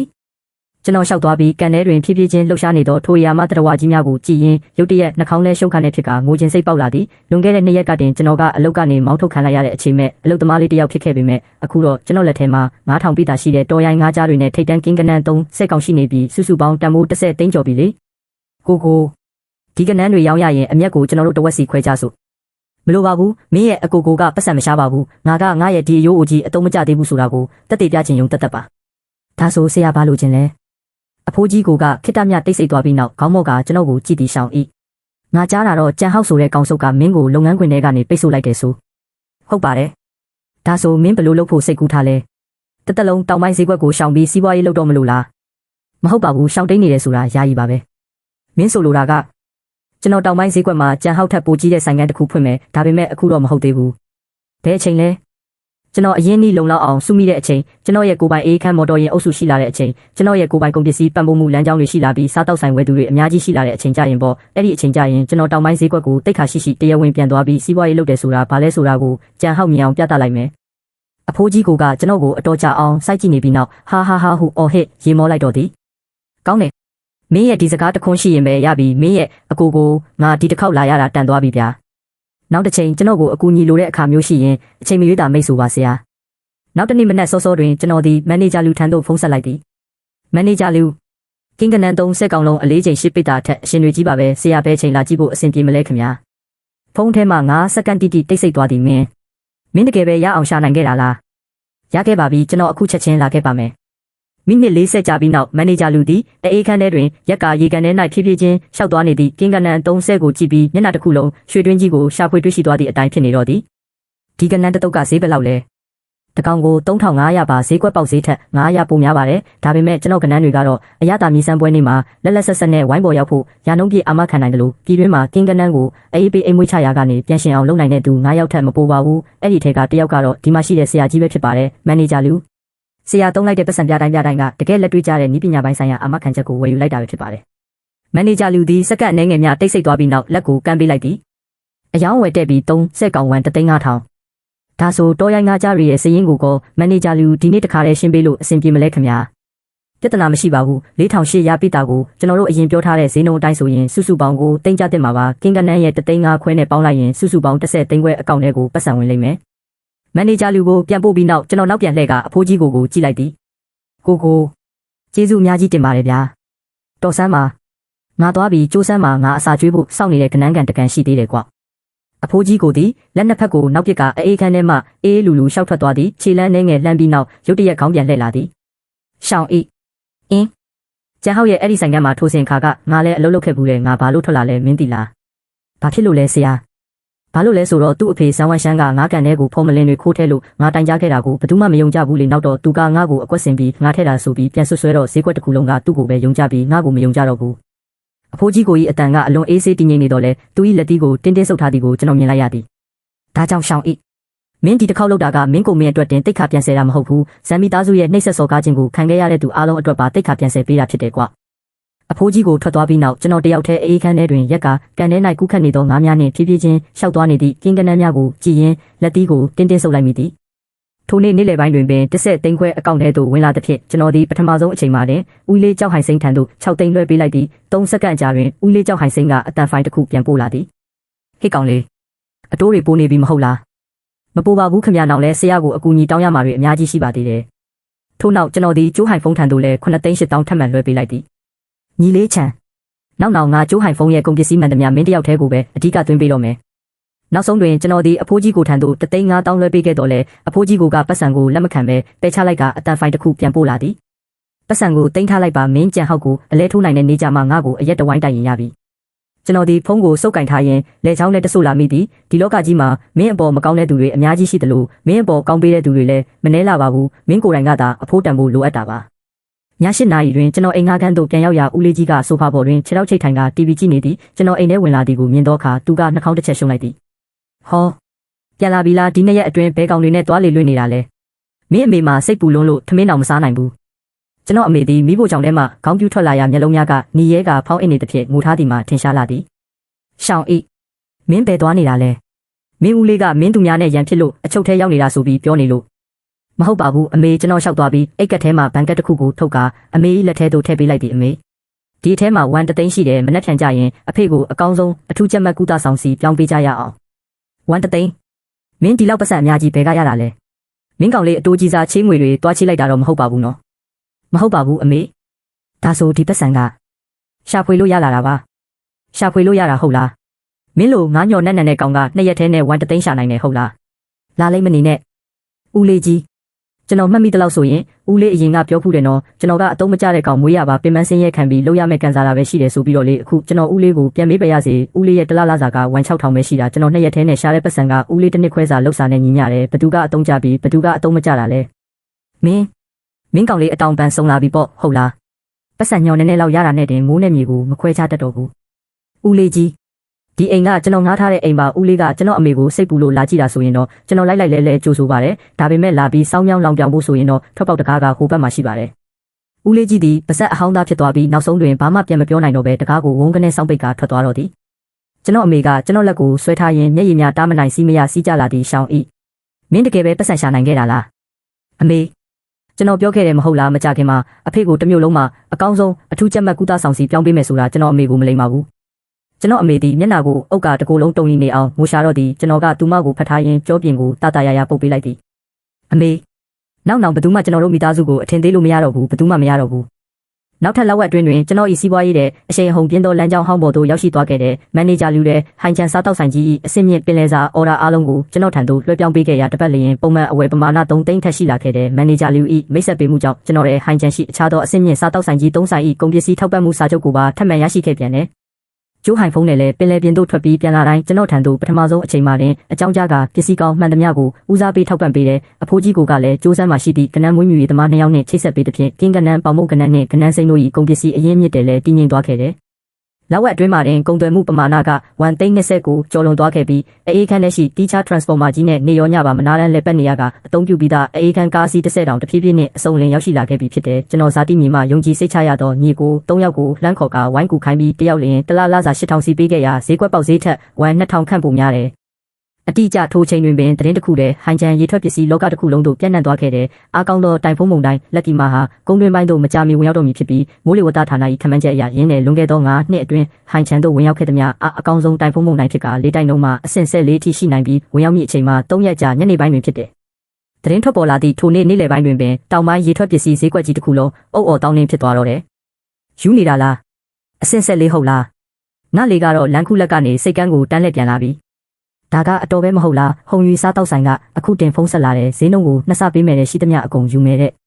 တင်မောအုပ်ကြီးများအားလုံးနဲ့မုံတိုင်းမလာမီစိတ်ကန်းတို့ဝင်ရောက်ခိုလုံနိုင်ရန်အတွက်နောက်ပြန်လှည့်လာကြပြီဖြစ်တယ်ဒါကဘာကိုဆိုလိုတလဲဆိုရင်နောက်ထပ်အနည်းဆုံး9ရက်အတွင်းဟိုင်ချန်တစ်မျိုးလုံးတွင်ပင်လယ်စာတင်များရောက်ရှိလာတော့မည်မဟုတ်ပဲစားတောက်ဆိုင်များ၏လိုအပ်ချက်ကမူလျော်နေသွားမည်မဟုတ်ပေမုံတိုင်းကြသည့်နေ့တည်းပင်ပင်လယ်စာစားတောက်ဆိုင်များစီးပွားရေးအကောင်ဆုံးအချိန်ဖြစ်တဲ့အပြင်မှာမုံတိုင်းထံပြီးမိုးရဲထန်စွာရွာသွန်းနေခြင်းတွင်လူများတဲ့စားတောက်ဆိုင်ကြီးများထဲ၌ခိုလုံကပင်လယ်စာစားရင်းအရက်ဖြူတောက်ကြခြင်းမှာဟိုင်ချန်လူမျိုးများ၏ဆယ်စုနှစ်ချီဆွေးမြေ့လာခဲ့သောရိုးရာဓလေ့တစ်ခုပင်ဖြစ်တယ်ဈေးကွက်မှာဝယ်လိုအားကရောင်းလိုအားထက်ပိုများနေပြီဆိုရင်ဈေးနှုန်းတွေကမလွဲမသွေတဟုန်ထိုးမြင့်တက်လာတော့မှာပဲကျွန်တော်အေးခန်းထဲမှာထိုင်နေရင်ကနန်းပေါင်းဆက်ကိုအမြန်နှိမ့်နေမိတယ်လက်ရှိအေးခန်းထဲမှာ9မျိုးစုံအရန်တင်ရှိနေတာပိတ်တာချိန်2000ခန့်ရှိပြီးမနက်ဖြန်အကိုဖုန်းစီကရောက်လာမယ်နောက်ဆုံးအတုပ်ပိတ်တာချိန်3000နဲ့ဆိုရင်စုစုပေါင်းပိတ်တာချိန်9000ဖြစ်လာမယ်တိုင်ဖုန်းမုန်တိုင်းတိုက်မဲ့အချိန်ဆိုရင်တာမန်အချိန်ထက်ဈေး2ဆလောက်ပိုရနိုင်ပေမဲ့ဒါကမလုံလောက်သေးဘူးအများကြီးလိုအပ်နေသေးတယ်ကျွန်တော်လိုချင်တာကဒီလောက်အသေးဖွဲကိစ္စမဟုတ်ဘူးအတိတ်ပဲရှိတဲ့အောင်ပွဲခံနိုင်မဲ့တိုက်စစ်တစ်ခုပါကျွန်တော်အနက်ရောင်အကိုစီဖုန်းခေါ်လိုက်တဲ့အနက်ရောင်ကြီးကိုဆိုတာလျန်ယွန်ကန်မှာအကြီးဆုံးရေထွက်ပစ္စည်းလက်ကားရောင်းချသူဖြစ်ပြီးအဖိုးကြီးကိုကနေတဆင့်ကျွန်တော်ကိုမိတ်ဆက်ပေးထားတာပါသူ့ရဲ့ကုန်ပစ္စည်းပေးသွင်းမှုကရောင်နေကနေဖူးကျန့်အထိတစ်လျှောက်လုံးမှာရှိတဲ့ကန်ယူရန်ဒေတာတွေကိုလွှမ်းခြုံထားနိုင်ပါတယ်အနက်ရောင်အကိုကျွန်တော်ချန်ကြီးပါညီလေးချန်မင်းဟိုင်ချန်မှာနာမည်ကြီးနေတယ်လို့ကြားတယ်နော်အကိုကျေးဇူးကြောင့်ပါကျွန်တော်မှာအကိုကိုအကူအညီတောင်းစရာလေးရှိလို့ပါပြောလေတိုင်ဖုန်းမုန်တိုင်းကဟိုင်ချန်ကိုနောက်ထပ်3ရက်အတွင်းဝင်တော့မှကျွန်တော်ကုန်ပစ္စည်းအတုပ်လိုက်လိုချင်လို့ပါတက်နိုင်တဲ့လောက်အများကြီးပေါ့မင်းကတိုင်ဖုန်းမုန်တိုင်းကိုအလောင်းစားလုံးမလို့လားဟုတ်တယ်ဘယ်လောက်ထိလောင်းကြည့်ထက်မလို့လဲပိတ်တာချိန်3000ကနေစမယ်ပိတ်တာချိန်3000ဟုတ်လားတိုင်ဖုန်းမုန်တိုင်းတိုက်တဲ့ညမှာအဲ့ဒီပမာဏကဘယ်လောက်တန်မလဲဆိုတာမင်းသိရဲ့လားကုန်ကြစည်တင်မယ်ယွန်1.5အတန်းကျော်မယ်မင်းမှာအဲ့ဒီလောက်ငွေကြေးရှိလို့လားကျွန်တော်မှရှိတယ်ဒီရက်ပိုင်းတွင်စုဆောင်းထားတဲ့အမျက်တွေနဲ့မန်နေဂျာလူစီကနေအာမခံကြိုတင်ငွေတောင်းနိုင်တာတွေနဲ့ဆိုရင်ယွမ်9တန်းကိုကျွန်တော်ထုတ်နိုင်တယ်အနက်ရောင်အကိုကအတော်ကြာအောင်တိတ်ဆိတ်နေတယ်ကောင်းပြီငါကူညီပေးမယ်ဒါပေမဲ့ကြိုပြောထားရမယ်ပိတာချိန်3000ကိုလျန်ယွန်ကန်ကနေဟိုင်ချန်ကိုပို့ဖို့တာမန်အချိန်ဆိုရင်6နာရီကြာတဲ့တိုင်ဖုန်းမုန်တိုင်းကြောင့်လမ်းမဆက်သွယ်ရေးကမတေချဘူးလမ်းမှာတစ်ခုခုဖြစ်ပြီးကုန်ပစ္စည်းတွေရောက်မထွက်ရင်ငါ့ကိုအပြစ်မတင်ရဘူးနော်အနက်ရောင်အကိုကျွန်တော်ကိုကုန်ပစ္စည်းတွေပဲအစင်သစ်ဖြစ်အောင်ပြင်ပေးပါတည်ယူပို့ဆောင်ရေးကိစ္စကိုတော့ကျွန်တော်ကိုယ်တိုင်တာဝန်ယူပါမယ်ဟာမင်းကတော့တတိရှိသားပဲကောင်းပြီငါအစီအစဉ်ပေးမယ်ပလာမုတ်9လိပ်ပြ9လင်ပန်းမင်းကအပြင်ပစုံနဲ့ကနန်းတွေပါထည့်ပေးလိုက်မယ်ပိတာချိန်3000ပြည့်အောင်လုပ်ပေးမယ်ဈေးနှုန်းကိုတော့တာမန်ဈေးရဲ့80%နှုန်း20%ရှော့နေပေးမယ်ကျေးဇူးတင်ပါတယ်အနက်ရောင်အကိုကျေးဇူးတင်စရာမလိုပါဘူးအဖိုးကြီးကမင်းအကြောင်းပြောပြဖို့တဲ့ကြံမိသားစုကဟိုင်ချန်မှာနှစ်30လောက်မတရားဆိုးမှုနေတာသူတို့ကိုတားဆီးဖို့တယောက်တော့လိုနေပြီဖုန်းချလိုက်ပြီးတဲ့နောက်ကျွန်တော်မန်နေဂျာလူစီကိုချက်ချင်းဖုန်းခေါ်လိုက်တယ်မန်နေဂျာလူတိုင်ဖုန်းမုန်တိုင်းကမကြခင်ရောက်တော့မှကျွန်တော်အာမခံကြိုတင်ငွေလိုချင်လို့ပါဘယ်လောက်လဲယွမ်9တန်းဟုတ်လားချန်ကြီးလေးအဲ့ဒီပမာဏကမနှဲဘူးနော်မန်နေဂျာလူတိုင်ဖုန်းဝင်ပြီးရင်ဟိုင်ချန်တစ်မျိုးလုံးမှာငါးတွေပြက်လက်သွားမှာအနည်းဆုံး9ရက်လောက်ကြာမယ်အဲ့ဒီအချိန်ကြာရင်ဈေးကွက်ထဲမှာဈေးတွေဘယ်လောက်ထိတက်သွားမလဲဆိုတာအကိုပိုသိမှာပါဒီယွန်1.5တန်းကြိုတင်ငွေအတွက်3ရက်အတွင်းယွမ်8တန်းတန်ဖိုးရှိတဲ့ပင်လယ်စာတွေနဲ့ပြန်ဆက်ပါမယ်အဲ့ဒါက60%နဲ့ပေးတာနဲ့အတူတူပါပဲချန်ကြီးလေးမင်းကတော့တော်တော်ကိုရဲရဲဝံ့ဝံ့ကစားတာပဲစီးစိမ်ဥစ္စာဆိုတာအနေရကြားကရှာရတာမျိုးပါကောင်းပြီဒါပေမဲ့ငါ့မှာအခြေအနေတစ်ခုရှိတယ်ပြောပါခင်ဗျာတိုင်ဖုန်းတိုက်တဲ့ကာလအတွင်းဟိုင်ချန်ဟိုတယ်တွေကိုပင်လယ်စာထောက်ပံ့ပေးတဲ့နေရာမှာမင်းတယောက်တည်းပဲဖြစ်ရမယ်တခြားသူတွေကိုပေးလို့မရဘူးသဘောတူပါတယ်ယွမ်9တန်းငွေဝင်လာတဲ့အချိန်မှာကျွန်တော်လက်သီးကိုတင်းဆုပ်လိုက်မိတယ်ဒါကကျွန်တော်ဘဝတစ်လျှောက်လုံးရဲ့စုဆောင်းထားသမျှနဲ့လောင်းကြီးထက်လိုက်တာပဲနိုင်ရင်အရာအလုံးပြောင်းလဲသွားမယ်ရှုံးရင်တော့အရာအလုံးဆုံးရှုံးသွားရလိမ့်မယ်ဒါပေမဲ့ကျွန်တော်မှာနောက်ဆုတ်เสียလမ်းမရှိဘူးကြောက်ဟောက်နဲ့သူ့အဖေကြောက်သူညကန်ကဟိုင်ချန်9ဈေးကွက်မှာကျွန်တော်ကိုအပီးတိုင်ပိတ်ပင်မယ်လို့ကြေညာထားတယ်ဒီတိုင်ဖုန်းမုန်တိုင်းကိုအခွင့်ကောင်းယူပြီးတခါတည်းအနိုင်မယူနိုင်ဘူးဆိုရင်ဒီကိစ္စငြိမ်းသွားတဲ့အချိန်ကျရင်သူတို့ရဲ့နှစ်30တက်တန်းရှိတဲ့အခြေခံအုပ်မြင့်နဲ့ကျွန်တော်ကိုဖြည်းဖြည်းချင်းဖိနှိပ်တက်ဖြတ်တော့မှတေချာတယ်နောက်တနေ့ညနေခင်းမှာအကိုဖုန်းရဲ့တင်မောဆိုင်ကလာပြီးပိတ်တာချိန်3000ပါတဲ့ကုန်ပစ္စည်းတွေကအရေးသွေးအလွန်ကောင်းမွန်တဲ့ကျွန်တော်ငွေကိုချက်ချင်းရှင်းပေးလိုက်ပြီးအေးခန်းထဲကိုအကုန်တည်သွားတဲ့တစ်ချိန်ထဲမှာပဲအနက်ရောင်မြေကိုစီကဖုံးဝင်လာတယ်ညီလေးချန်ကုန်ပစ္စည်း3000ပြည့်ပြီးအေးခန်းကားကြီး2စီးထဲခွဲထည့်ထားတယ်အချိန်မရွေးထွက်လို့ရပြီနောက်တစ်ချက်သတိပေးဦးမယ်တိုင်ဖုန်းကမနက်ဖြန်ညနေခင်းမှာဝင်မှာမနက်ဖြန်မွန်းတဲ့ချိန်မတိုင်ခင်ဟိုင်ချန်ကိုရောက်အောင်မောင်းရမယ်နောက်ကျရင်အမြန်လန်းပိတ်သွားလိမ့်မယ်အဲ့ဒီကျရင်မင်းအကုန်ကုန်ပြီသိပါပြီဖုန်းချပြီးနောက်ကျွန်တော်လက်အောက်ကလူ3ယောက်ကိုအေးခန်းထဲခေါ်လိုက်တယ်အားလုံးမင်းကအေးခန်းဘက်ကစီမံခန့်ခွဲမှုတာဝန်ယူကုန်တွေရောက်ရင်ဟိုတယ်အော်ဒါတွေတိုင်းခွဲပေးရမယ်အမြန်လောက်အာကျူးမင်းကဟိုတယ်တွေနဲ့ချိတ်ဆက်ပေးတိုင်ဖုန်းမုန်တိုင်းတိုက်ရင်သူတို့အလောတကြီးဖြစ်နေမှာမင်းစိတ်တည်ငြိမ်အောင်ထိန်းထားပေးအာကျန်မင်းကငါနဲ့လိုက်ခဲ့လျံယွန်ကန်မှာကုံသွားယူမယ်သူတို့3ယောက်လုံးကတညီတညွတ်တဲ့သဘောတူလိုက်ကြတယ်အဲ့ဒီအချိန်မှာအေးခန်းတကားကိုအပြင်ကနေတွန်းဖွင့်လိုက်ပြီးအကြီးဆုံးဦးလေးရောက်လာတယ်ယွန်းတသိန်းနဲ့သူ့မျက်နှာကိုရိုက်ချလိုက်ပြီးတဲ့နောက်သူမလာတာ15ရက်လောက်ရှိပြီဦးလေးရဲ့မျက်နှာအမူအရာကတဘာဝမကျဘူးလက်တွေကိုပုတ်တက်ရင်ကျွန်တော်စီလျှောက်လာတဲ့ချန်ကြီးမင်းလျံယွင်ကန်ကိုကုံသွားယူမယ်ဆိုတာကြားလို့ဟုတ်တယ်တိုင်ဖုန်းမုန်တိုင်းနဲ့လမ်းကမလုံခြုံဘူးဦးလေး ဦးလေးမင်းနဲ့လိုက်ခဲ့ပေးမယ်ဦးလေးကကုံကားမောင်းလာတာနှစ်ဆက်ရှိပြီးလမ်းမျိုးမျိုးကိုကြုံဘူးတယ်ကျွန်တော်သူ့ကိုကြည့်လိုက်ပြီးသူဘာကြောင့်ရောက်လာတာလဲဆိုတာချက်ချင်းနားလည်သွားတယ်သူကကူညီခြင်းလို့ရောက်လာတာမဟုတ်ဘူးသူကခိုးလုံခြင်းလို့ရောက်လာတာအရင်တစ်ခါသူ့ကိုမောင်းထုတ်လိုက်တုန်းကသူပြန်သွားပြီးအတော်ကြာအောင်စဉ်းစားခဲ့မှာပဲကျွန်တော်အမေကလည်းသူ့ကိုဖိအားပေးခဲ့တာဖြစ်ရမယ်အခုကျွန်တော်အကြီးအကျယ်လုပ်တော့မဲ့ကိစ္စကိုကြားတော့ဒီအခွင့်အရေးကိုလွတ်သွားမှကြောက်ပြီးနောက်ထပ်ဘယ်တော့မှအဆင်မပြေမှစိုးရိမ်နေတာပဲလူသဘောတဘာဝကဒါပါပဲကိုကြရှုံးနေချိန်မှာလူတိုင်းကကိုနင်းသွားအားချင်ကြတယ်ကိုအောင်မြင်လာချိန်မှာတော့အရင်ကနင်းသွားသူတွေကပထမဆုံးအကြိမ်ပြေးလာပြီးအခွင့်အရေးကိုဖတ်တွယ်ဖို့စူးစမ်းကြတယ်ကျွန်တော်ညှင်းပယ်ခြင်းပေမဲ့ပြန်စဉ်းစားကြည့်တော့ဦးလေးကလူလောဘကြီးပေမဲ့နှစ်ဆက်ကျွမ်းကျင်တဲ့အတွေ့အကြုံရှိတဲ့ရင်မောင်းတစ်ယောက်ဖြစ်နေသေးပါတိုင်ဖုံးမုန်တိုင်းကြမှာခီးဝေးမောင်းရမှာမို့အတွေ့အကြုံရှိတဲ့ရင်မောင်းတစ်ယောက်ပိုးပါတာကပိုပြီးလုံခြုံစေတယ်ကောင်းပြီဦးလေးကျွန်တော်နဲ့လိုက်ခဲ့ပါဒီခီးအတွက်ဦးလေးကိုရွက်နှစ်တောင်းပေးမယ်ဦးလေးရဲ့မျက်လုံးတွေအယောင်တောက်သွားပြီးမှအတောက်အလင်းလိုလောက်ကလက်ကိုဝေးရမ်းလိုက်တယ်မိသားစုချင်းပဲပတ်စံကိစ္စတွေပြောနေရမလားရွက်နှစ်တောင်းယူခြင်းရင်ယူမယူရင်ပြန်သွားယူမယ်အဲ့ဒီနေ့ည8နာရီမှာကျွန်တော်နဲ့အာဦးလေးတို့3ယောက်အေးခန်းကားကြီး2စီးကိုမောင်းပြီးဟိုင်ချန်ကနေလျန်ယွင်ကန်ကိုတန်းမောင်းလိုက်တယ်မထွက်ခင်မှာအဖိုးကြီးကိုစီဖုံးဆက်လိုက်တယ်ကိုကျွန်တော်လျန်ယွင်ကန်ကိုကုံယူဖို့ထွက်လာပြီးကြောက်ဟောက်ဖက်ကလှုပ်ရှားမှုရှိလားအခုထိတော့မရှိသေးဘူးဂယုဆိုင်ပါကြောက်သူညနန်ရှင်ဆိုတဲ့မြေခွေးဦးကြီးကနန်ချန်ဈေးကွက်မှာနှစ်30လောက်အခြေချထားတာမို့ဘလို့ပြည့်ရည်တွေတုံးမလဲမသိနိုင်ဘူးသိပါပြီဖုံးချလိုက်ပြီးတဲ့နောက်စတီယာရင်ကိုတင်းကင်ထားပြီးညဉ့်ရံတဲ့ကိုမောင်းနေဝင်ရောက်သွားလိုက်တယ်3နာရီကြာမှကျွန်တော်တို့လျန်ယွင်ကန်ကိုရောက်သွားတဲ့အနက်ရောင်ကြီးကိုကအမြန်လန်းဝင်ပေါက်မှာစောင့်နေတဲ့ကုန်ပစ္စည်းတွေကကျွန်တော်မျှော်လင့်ထားတာထက်တောင်ပိုကောင်းနေတဲ့ပလာမုံတွေကအယောင်လက်နေပြီးငါးလေးပြားတွေရဲ့မျက်လုံးတွေကကြည်လင်းနေတယ်ငါးလင်ပန်းတွေရဲ့ပါဟတ်တွေကအနီရောင်တောက်နေပြီးမင်းငါးတွေကရေကန်ထဲမှာမှင်တွေအဆက်မပြတ်ပန်းထုတ်နေသေးပဲအနက်ရောင်ကြီးကိုကတကယ်ကိုအားပေးတယ်အကောင်းဆုံးပစ္စည်းတွေကိုကျွန်တော်အတွက်ခြံထားပေးတယ်အနက်ရောင်ကြီးကိုဘယ်လောက်လဲ1.48တန်းကျွန်တော်မတွန့်ဆုတ်ပဲချက်ချင်းငွေလွှဲပေးလိုက်တဲ့ကုန်တင်နာ2နာရီလောက်ကြာတဲ့မနက်3နာရီမှာတော့ပင်လယ်စာပိတ်တာချိန်3000အပြည့်တင်ထားတဲ့အေးခန်းကားကြီး2စီးဟာလျန်ယွင်ကန်ကနေဟိုင်ချန်ကိုဦးတီပြီးထွက်ခွာလာခဲ့တဲ့မိုးခွဲလေးတွေဆက်ရွာလာပြီးတူးညလိုက်ပါကလေကာမန်ပေါ်မှာအစီအစံနဲ့ရွေလျားရင်းအတန်တွေထွက်လာတဲ့အမြန်လမ်းပေါ်မှာကားတွေနေပါလာပြီးတခါတရံမှာပဲကုန်တင်ကားကြီးတစ်စီးကလေကိုခွဲပြီးဖြတ်သွားတတ်တဲ့ဦးလေးကခီးတဲ့ထိုင်ကုန်မှာထိုင်ပြီးလမ်းကိုစိုက်ကြည့်နေတယ်။ရှောင်းရီမိုးကတဖြည်းဖြည်းနဲ့ပိုသေးလာပြီးကျွန်တော်မိုးလေဝသခန့်မှန်းချက်ကိုကြည့်လိုက်တဲ့တိုင်ဖုန်းမုန်တိုင်းရဲ့ဗဟိုလေတိုင်းတုန်းကအဆင့်ဆက်လေးရှိပြီးဟိုင်ချန်ဘက်ကိုတနအီကီလိုမီတာ20နှုန်းနဲ့ရွေ့ရနေကဒီနေ့ညနေ6နာရီလောက်မှာဝင်ရောက်မယ်လို့ခန့်မှန်းရတယ်အခုချိန်ကမနက်4နာရီဟိုင်ချန်ကိုရောက်ဖို့ကီလိုမီတာ400လောက်ကျန်သေးတယ်ပုံမှန်တော့အတိုင်းဆိုရင်မနက်10နာရီမတိုင်ခင်ရောက်နိုင်ပေမဲ့မိုးကတော့အလွန်မင်းတဲထန်လာနေတယ်မနက်9နာရီမှာတော့ကျန်းစုအလဲပိုင်းကိုရောက်လာပြီးတူးညဆိုင်ပါကိုအမြန်ဆုံးအဆင့်တင်ထားပေမဲ့ရှေ့ကလမ်းကိုမမြင်ရတော့တလောက်ပါပဲမုန်တိုင်းလေးနဲ့အတူရွာသွန်းတဲ့မိုးရေတွေကကားဘေးကိုတိုက်ခိုက်နေတာမို့ကုန်ကားကြီးတစ်ခုလုံးရင်းရိုင်နေတဲ့ဦးလေးရဲ့မျက်နှာကပိုပြီးစိုးရိမ်ရတဲ့အရေးအယောင်တွေပေါ်လာတယ်ခြံကြီးရှိမှစုထုံတရားရှိတယ်ဒီလေးတိုက်နှုံးဆိုရင်တရားကဘဲချိန်မဆိုပိတ်သွားနိုင်တယ်စောင့်လို့မရဘူးတရားမပိတ်ခင်အမြန်ဆုံးကြော်သွားရမယ်ကျွန်တော်သွားတွေကိုတင်းစေပြီးကားကိုအမြန်နှုံး60မှာထိန်းထားလိုက်တယ်ဒါဟာမုန်တိုင်းကြားမှာထိန်းထားနိုင်တဲ့အမြင့်ဆုံးလုံခြုံတဲ့အမြန်နှုံးပဲဦးလေးခဏလောက်တိတ်ဆိတ်နေပြီးမှရုတ်တရက်ပြောလိုက်တယ်ချန်ရီဦးလေးအရင်ကမင်းကိုအမှားလုပ်မိခဲ့တဲ့အဲ့ဒီတုန်းကမင်းကျန်းဟောက်စီမှာအလုပ်လုပ်တော့တစ်နှစ်ကို9000ပဲရတာအဲ့ဒီတုန်းကမင်းမှာအရေးချင်းမရှိဘူးလို့ဦးလေးပြောခဲ့မိတယ်ဦးလေးမျက်စိကန်ခဲ့တာပါဦးလေးအတိတ်ကအကြောင်းတွေမပြောပါနဲ့တော့မဟုတ်ဘူးဦးလေးကိုပြောခွင့်ပြုပါမင်းမေကချန်အိမ်အောင်စုတဲကိုလက်ထပ်ဝင်တော့ငါကကန့်ကွက်ခဲ့တာမင်းအဖေကလူရိုးကြီးတယောက်တစ်သက်လုံးအရာမထင်ခဲ့ဘူးမင်းလည်းသူ့လိုပဲဖြစ်မယ်လို့ငါထင်ခဲ့တာမင်းကမင်းအဖေထက်အစပေါင်း1000မကတော်လိမ့်မယ်လို့မထင်ထားမိဘူးငါဘာပြောရမှန်းတော့မသိတော့ဘူးအကြီးဆုံးဦးလေးဆိုတဲ့လူကတစ်သက်လုံးမျက်နှာကြီးရဟင်းဖက်ပါပြီးဂုံကြက်မက်ခဲ့သူဖြစ်တော်လဲယခုအချိန်တွင်ဤစကားများကိုပြောနေစဉ်သူ့အတန်များတုံ့ရင်နေရှာတယ်မနက်6နာရီခွဲတွင်စုထုံတရားပေါ်၌လေပြင်းတိုင်လုံးကအဆင့်8ကျော်အထိရှိနေပြီဖြစ်ပြီးတရားမျက်နှာပြင်ပေါ်ရှိဝစ်နေသောရေများတဲ့ကားပြီးများနှင့်ကျိတ်မိက2မီတာကျော်အမြင့်အထိရေမုံရေမွှားများလွှင့်စင်တက်နေတဲ့တရားကြီးတစ်ခုလုံးနဲ့လေထဲတွင်အနှဲငယ်ရိမ့်ထိုးလှုပ်ရှားနေပြီးမြစ်ပြင်ကျဲပေါ်တွင်ပုံမျောနေသောမွေကြီးတစ်ကောင်နှင့်တူလာတဲ့ကျွန်တော်စတီယာရင်ကိုတင်းဆုပ်ကင်ထားမိပြီးလက်ဖွားတစ်ခုလုံးချွေးများနှင့်ရွှဲနစ်နေတဲ့အေးခန်းကားကြီး2စီးတဲ့တစ်စီးနောက်တစ်စီးတန်းစီလျက်တနာရီမိုင်40အောက်နှုန်းဖြင့်တရားပေါ်မှာဖြင်းချင်းစွာဖြတ်တန်းနေကြတယ်ကားထဲကအော်တိုစပီကာစီကနေအတန်မြည်လာတဲ့နောက်ကကားမောင်းလာတဲ့ဦးလေးကြီးရဲ့အတန်ဖြစ်တယ်ဟိတ်အကိုချန်လေကအရန်ပြင်းတာပဲကားကလွန့်ထွက်တော့မလို့ဖြစ်နေပြီစတီယာရင်ကိုမြဲမြဲကင်ထားဘရိတ်ကိုဆွဲမနစ်နဲ့အချိန်ကိုမှန်မှန်ပဲထိန်းမောင်း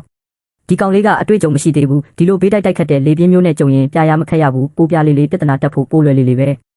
ထိုစဉ်မှာပင်ပုံမပြင်းထန်လာတော့ဘေးတိုက်လေပြင်းတစ်ခုကညာဘက်အချမ်းမှာရုတ်တရက်ဝိတ်တိုက်လိုက်ရာကားကိုယ်တဲ့ကြီးတစ်ခုလုံးပြင်းထန်စွာတုန်ခါသွားတယ်ဦးလေးကစတီယာရင်ကိုလှမ်းဖမ်းကင်လိုက်ပြီးကျွန်တော်ကိုလမ်းကြောင်းပြန်တက်ပေးရှာတယ်မကြောက်နဲ့ငြိမ်ငြိမ်ထိန်းထား3မိနစ်ခန့်ကြာတွင်ကျွန်တော်တို့စုထုံတရားကြီးကိုအောင်မြင်စွာဖျက်ကျော်နိုင်ခဲ့တယ်။ဦးလေးကတပြင်းအရှိကြီးချလိုက်ပြီးသူ့နဖူးပေါ်မှာလည်းချွေးတွေရွှဲနေခဲ့ပြီ။တောက်ငါကားမောင်းလာတာအနှစ်ဆက်ရှိပြီးတရားတစ်စင်းကိုဒီလောက်အထိရင်တထိတ်ထိတ်နဲ့ဖျက်ရတာဒါပထမဆုံးပဲ။မနက်9နာရီတွင်မိုးကအနှဲငယ်ဆဲသွားတော့လဲကောင်းကင်ကြီးကတော့မိုးချုပ်ခါနီးအချိန်လိုမှောင်မိုင်းညုံမောင်နေစေဖြစ်တယ်။ကျွန်တော်တို့ဟိုင်ချန်မြို့ကိုရောက်ဖို့ကီလိုမီတာ100သာလိုတော့တယ်။ထိုစဉ်ဖုံးမိလာတဲ့အာလုံထမ်းမှဖြစ်တယ်။အကိုချန်ကိစ္စရှိလို့ဘာဖြစ်လို့လဲ။ကျန်းဟောက်ရဲ့လူတွေအေးခန်းစီရောက်နေကြတယ်။သူတို့ဘာလို့မလို့လဲ။ လူ9ယောက်6ယောက်လောက်ရောက်လာပြီးအေးခန့်ရဲ့မိဘေးလုံခြုံရေးအဆောက်အုံတွေကိုစစ်ဆေးမယ်လို့ပြောနေတယ်ကျွန်တော်ကတထေးမရှိဘူးလို့ပြောတော့သူတို့ကတကားကိုလှမ်းဖြတ်တော့တာပဲသူတို့ကိုတားထားငါအခုပဲရဲတိုင်လိုက်မယ်ရဲတော့တိုင်ပြီးပြီဒါပေမဲ့ရဲတွေကစောင့်ခိုင်းနေလို့စကားပင်မဆုံးသေးမီဖုန်းထဲမှာတကားတန်မနီချက်ဖြက်စီးခံလိုက်ရသည့်ကျေလောင်သောအတန်ကြီးထွက်ပေါ်လာပြီးနောက်အာလုံဒေါသတကြီးအော်ဟစ်တန်ကိုကြားလိုက်ရတယ်မင်းတို့ဘာလုပ်တာလဲဒါကပုဂ္ဂလိကပိုင်နေရကွထို့နောက်ထုရိုက်တန်တစ်ခုနဲ့အတူအာလုံအတန်ပြတ်တောက်သွားတယ်ဖုန်းထဲမှာခနဲ့တဲ့ရေမောတန်နဲ့အတူစိမ့်သက်သောအတန်တန်ထွက်ပေါ်လာတယ်မင်းကချန်ကြီးလားတထေးကြောက်ကမင်းကိုစကားတခွန်းပါလိုက်တယ်ဟိုင်ချန်ရဲ့ရေထွက်ပစ္စည်းလောကကကြောက်ဆိုတဲ့နာမည်အောက်မှာရှိတာကွမင်းလိုအလုတ်သမားအောက်ခြေလူလန်းစားကအေးခန်းဖွင့်ကျင်သေးတယ်ဟုတ်လားဖုန်းကျသွားတဲ့နဲ့ကျွန်တော်အသွေးသားများချက်ချင်းကောင်းပေါ်စူဝေတက်လာတယ်ကျန်းဟောင်းမင်းကတော့လူကိုအနိုင်ကျင့်လွန်းလာပြီအာကျူအရှိန်မြင့်တော့ဘာမှဂယုမဆိုင်နဲ့အစွမ်းကုန်မောင်းတော့အကိုချန်ဒီလိုရာသီဥတုကြီးမှာအရှိန်ကုန်မောင်းရင်အရန်အနေရများတယ်အရှိန်မြင့်စမ်းအေးခန်းကားကြီးနှစ်စီးတဲ့မုံတိုင်းမိုးထဲတွင်အင်ဂျင်တန်တဟုံဟုံဖြစ်ဟိုင်ချန်မျိုးစီတို့ဒုံဆိုင်မောင်းနေသွားတော့တယ်ဘေးနာရှိဦးလေးဖြစ်သူကတစုံတဦးထံဖုန်းခေါ်ဆိုလိုက်တယ်ဟဲလိုတတိယညီလေးမင်းရဲ့လက်အောက်ကညီကိုတွေကိုခေါ်ပြီးအခုချက်ချင်းနာချန်အေးကွင်းထောက်ပံ့ရေးဆောင်ရဲ့အမှတ်9ကိုတောင်ကိုတွားလိုက်စမ်းအဲ့ဒီမှာလူတွေလာရန်ကားနေလို့ဟုတ်တယ်အဲ့ဒီကလူတွေကိုတားထားလိုက်ပြဿနာတက်ရင်ငါအကုန်တာဝန်ယူတယ်ဖုန်းချပြီးနောက်ဦးလေးကကျွန်တော်ကိုလှည့်ကြည့်တယ်မင်းရဲ့တတိယဝန်ခွဲဦးလေးဆန်ကအရင်ကစောက်လုပ်ရေးဆိုင်မှာကန်ထရိုက်တာလုပ်ခဲ့တာသူ့လက်အောက်မှာအလုပ်သမားအယောက်တော်တော်များများရှိတယ်သူ့ကိုလူတွေခေါ်ပြီးအရင်သွားထိန်ခိုင်းထားလိုက်ပြီကျေးဇူးတင်ပါတယ်ဦးလေးဘာကျေးဇူးတင်စရာလို့လဲကြောက်မိသားစုကငါတူကိုလာအနိုင်ကျင့်တာဒါငါဝန်ချင်းကိုရဲ့မျက်နှာကိုဖျက်ရိုက်တာပဲမနက်10:15မိနစ်တွင်ကျွန်တော်တို့ဟိုင်ချန်နာချန်အေးကွင်းထောက်ပံ့ရေးဆောင်တို့နောက်ဆုံးတွင်ရောက်ရှိခဲ့တဲ့မိုးကတဲထန်စွာရွာသွန်းနေပြီးထောက်ပံ့ရေးဆောင်တစ်ခုလုံးရှိရေဝက်မှုကခြေဝါးမျက်စိအထိမြုပ်နေပြီဖြစ်တယ်ကျွန်တော်ကားပေါ်ကဝုန်းကနေဆင်းပြီးအေးခန်းနဲ့ပြေးဝင်သွားရအေးခန်းတကားကအပြင်ကနေဖြက်စီးခံထားရတယ်ကိုတွေးလိုက်ရတယ်တကားတော့ကဘေးတစ်ဖက်တွင်တွဲလောင်းကျနေပြီးအတွင်းထဲတွင်ဖျို့ဖျက်ဖြစ်နေကငါးတစ်တာအချို့မှာမှောက်လျက်လဲကျနေပြီးရေကန်ထဲကရေများလဲနေရအနှံ့ဆင်ထွက်နေတယ်အာလနာကနေရန်တောင်တွင်မိထိုင်နေပြီးနှက်ခမ်းထောင်တွင်သွေးဆက်များရှိနေတော့လဲတတိကတော့ကောင်းကောင်းရှိနေစေဖြစ်တဲ့သူ့ဘေးတွင်အလုသမားဝတ်စုံဝတ်ဆင်ထားသည့်တက်လက်ပိုင်းရွယ်အမျိုးသား30ကျော်ခန့်ရက်နေကြပြီးခေါင်းဆောင်ဖြစ်သူကတုံးနှင့်လူကတော့ကျွန်တော်ရဲ့တတိယဝန်ခွဲဦးလေးဝန်နယ်ပြောင်းဖြစ်တဲ့အေးခန်းအလဲတွင်မူအနက်ရောင်တီရှပ်ဝတ်ထားသည့်လူမိုင်း9ယောက်6ယောက်ခန့်ရှိနေပြီးကတုံးကေနှင့်ခေါင်းဆောင်ကတော့ကျန်းဟောက်ရဲ့တစ္ဆာရှိလက်ပါစေလုံကိုဖြစ်တယ်အဓိကလူရောက်လာပြီးပဲချန်ရီမင်းရဲ့အေးခန်းကစီကန်းချက်တွေနဲ့ညီမညီလာစစ်ဆေးဖို့တထေးကြောက်ကခိုင်းလိုက်လို့ပါလဲမကြိုဆိုဘူးလားငါအေးခန်းတကားကိုမင်းဖြတ်တာလားဟုတ်တယ်လေဘာဖြစ်လဲရဲတိုင်မလို့လာ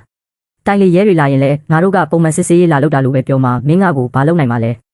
ဦးလေးကနောက်ကနေရှောက်လာပြီးလုံကိုကိုအေးဆက်ဆက်စိုက်ကြည့်လိုက်တယ်မင်းကလုံကိုဆိုတာလားကျန်းဝမ်ရှမ်းရဲ့လက်အောက်ခံခွေးကောင်ကတော့ဒီနေရာမှာလာဟောင်ရဲတယ်ပေါ့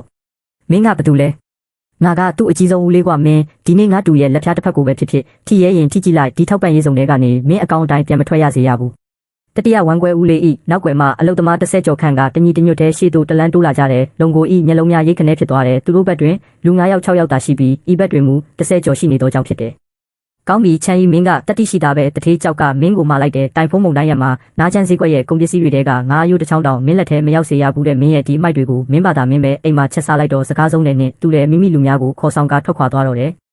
ကျွန်တော်အားလုံးကိုတွဲထူလိုက်တဲ့အစဉ်ပြေရဲ့လားရပါတယ်အကိုချန်လာလက်သီးနှစ်ချက်ပဲအထုခံလိုက်ရတာပါအေးခန်းထဲကကုံတွေကတော့ဘာမှမဖြစ်ပါဘူးသူတို့လက်မလုံခင်ဦးလေးတို့ရောက်လာလို့ကျွန်တော်ပတ်ဝန်းကျင်ကိုဝေးကြည့်လိုက်တဲ့အေးခန်းထဲကလက်ရှိကုန်ပစ္စည်းပိတာချင်း9000ကတော့အကောင့်အတိုင်းရှိနေတော့လဲဒါကခစ်တခဏတာဖြစ်တယ်ကျန်းဟောက်ကကျွန်တော်ကိုမျက်စိတောက်ထောက်ကြည့်နေပြီးဒီတစ်ချိန်မှာလူလွတ်ပြီးလာနောက်ဆက်တာဆိုရင်နောက်တစ်ချိန်ကျဘာတွေလုပ်လာဦးမလဲမသိနိုင်ဘူးတတိယဦးလေးကျေးဇူးတင်ပါတယ်မိသားစုချင်းပဲကွာအားနာစရာမလိုပါဘူးချန်ရင်မင်းစီးပွားရေးကတော်တော်ကြီးတာပဲဒီအေးခန်းနဲ့ဒီပစ္စည်းကိရိယာတွေကကျန်းဟောင်ရဲ့ဟောင်းနှမ်းနေတဲ့ဆိုင်ကန်းထက်အစပေါင်းများစွာတာပါတယ်လိုပါသေးတယ်ဦးလေးကျွန်တော်အေးခန်းအပြင်ဘက်ကိုထွက်ပြီးတွန်းချမတက်ရွာသွန်းနေပြီးမိုးကြီးကိုကြည့်လိုက်တဲ့ကုန်ပစ္စည်းပိတာချင်း3000ကကားပေါ်မှာပဲရှိနေသေးတဲ့ဖြင့်ချက်ချင်းကိုတောင်နဲ့တည်ယူရမည်ဖြစ်တဲ့တိုင်ဖုံးမုန်တိုင်းကညနေခင်းမှာကုန်းတွင်းပိုင်းကိုဝင်ရောက်တော့မည်ဖြစ်ရာကျွန်တော်အတွက်အချိန်သိမ့်မကျန်တော့ပေအားလုံးအားချမ်းဦးလေးကြီးတတိယဦးလေးကုန်ချကြမယ်အလုသမား30ကျော်နဲ့ကျွန်တော်တို့အားလုံးစုပေါင်းပြီး2နာရီနီးပါးအင်တိုက်အားလိုက်ကုန်ချလိုက်ရာပင်လယ်စာပိတာချင်း3000စလုံးကိုအေးခန်းထဲသို့အောင်မြင်စွာရွှေ့ပြောင်းနိုင်ခဲ့တယ်လက်ရှိကျွန်တော်အေးခန်းထဲတွင်စုစုပေါင်းပင်လယ်စာပိတာချင်း3500အထိတိုးလောင်မိသွားပြီဖြစ်တယ်မွန်းလွဲ2နာရီတွင်ဟိုင်ချန်မိုးလေဝသဌာနကတိုင်ဖုန်းမုန်တိုင်းအနီရောင်တတိပေးချက်ကိုထုတ်ပြန်လိုက်ပြီးမုန်တိုင်း၏ဗဟိုလေတိုင်းလုံးမှာအဆင့်15အထိပုံမပြင်းထန်လာခဲ့တဲ့ညနေ9နာရီတွင်ဟိုင်ချန်မြို့သို့တိုက်ရိုက်ဝင်ရောက်မည်ဟုခန့်မှန်းထားသဖြင့်တမျိုးလုံးရှိရုံများနှင့်ကြောင်းများအားလုံးပိတ်ထားကအမြန်လမ်းမကြီးများ၏အဝင်ဝများကိုပိတ်ဆို့လိုက်ပြီးနာချန်ရေထွက်ပစ္စည်းဈေးကွက်ရှိဆိုင်ငန်းကြီးငယ်အားလုံးလည်းတကားပိတ်ကုန်ကြတဲ့ဆိုင်ပိုင်ရှင်များမှာအိမ်ထဲ၌ပုံအောင်ရင်တိုင်ဖွ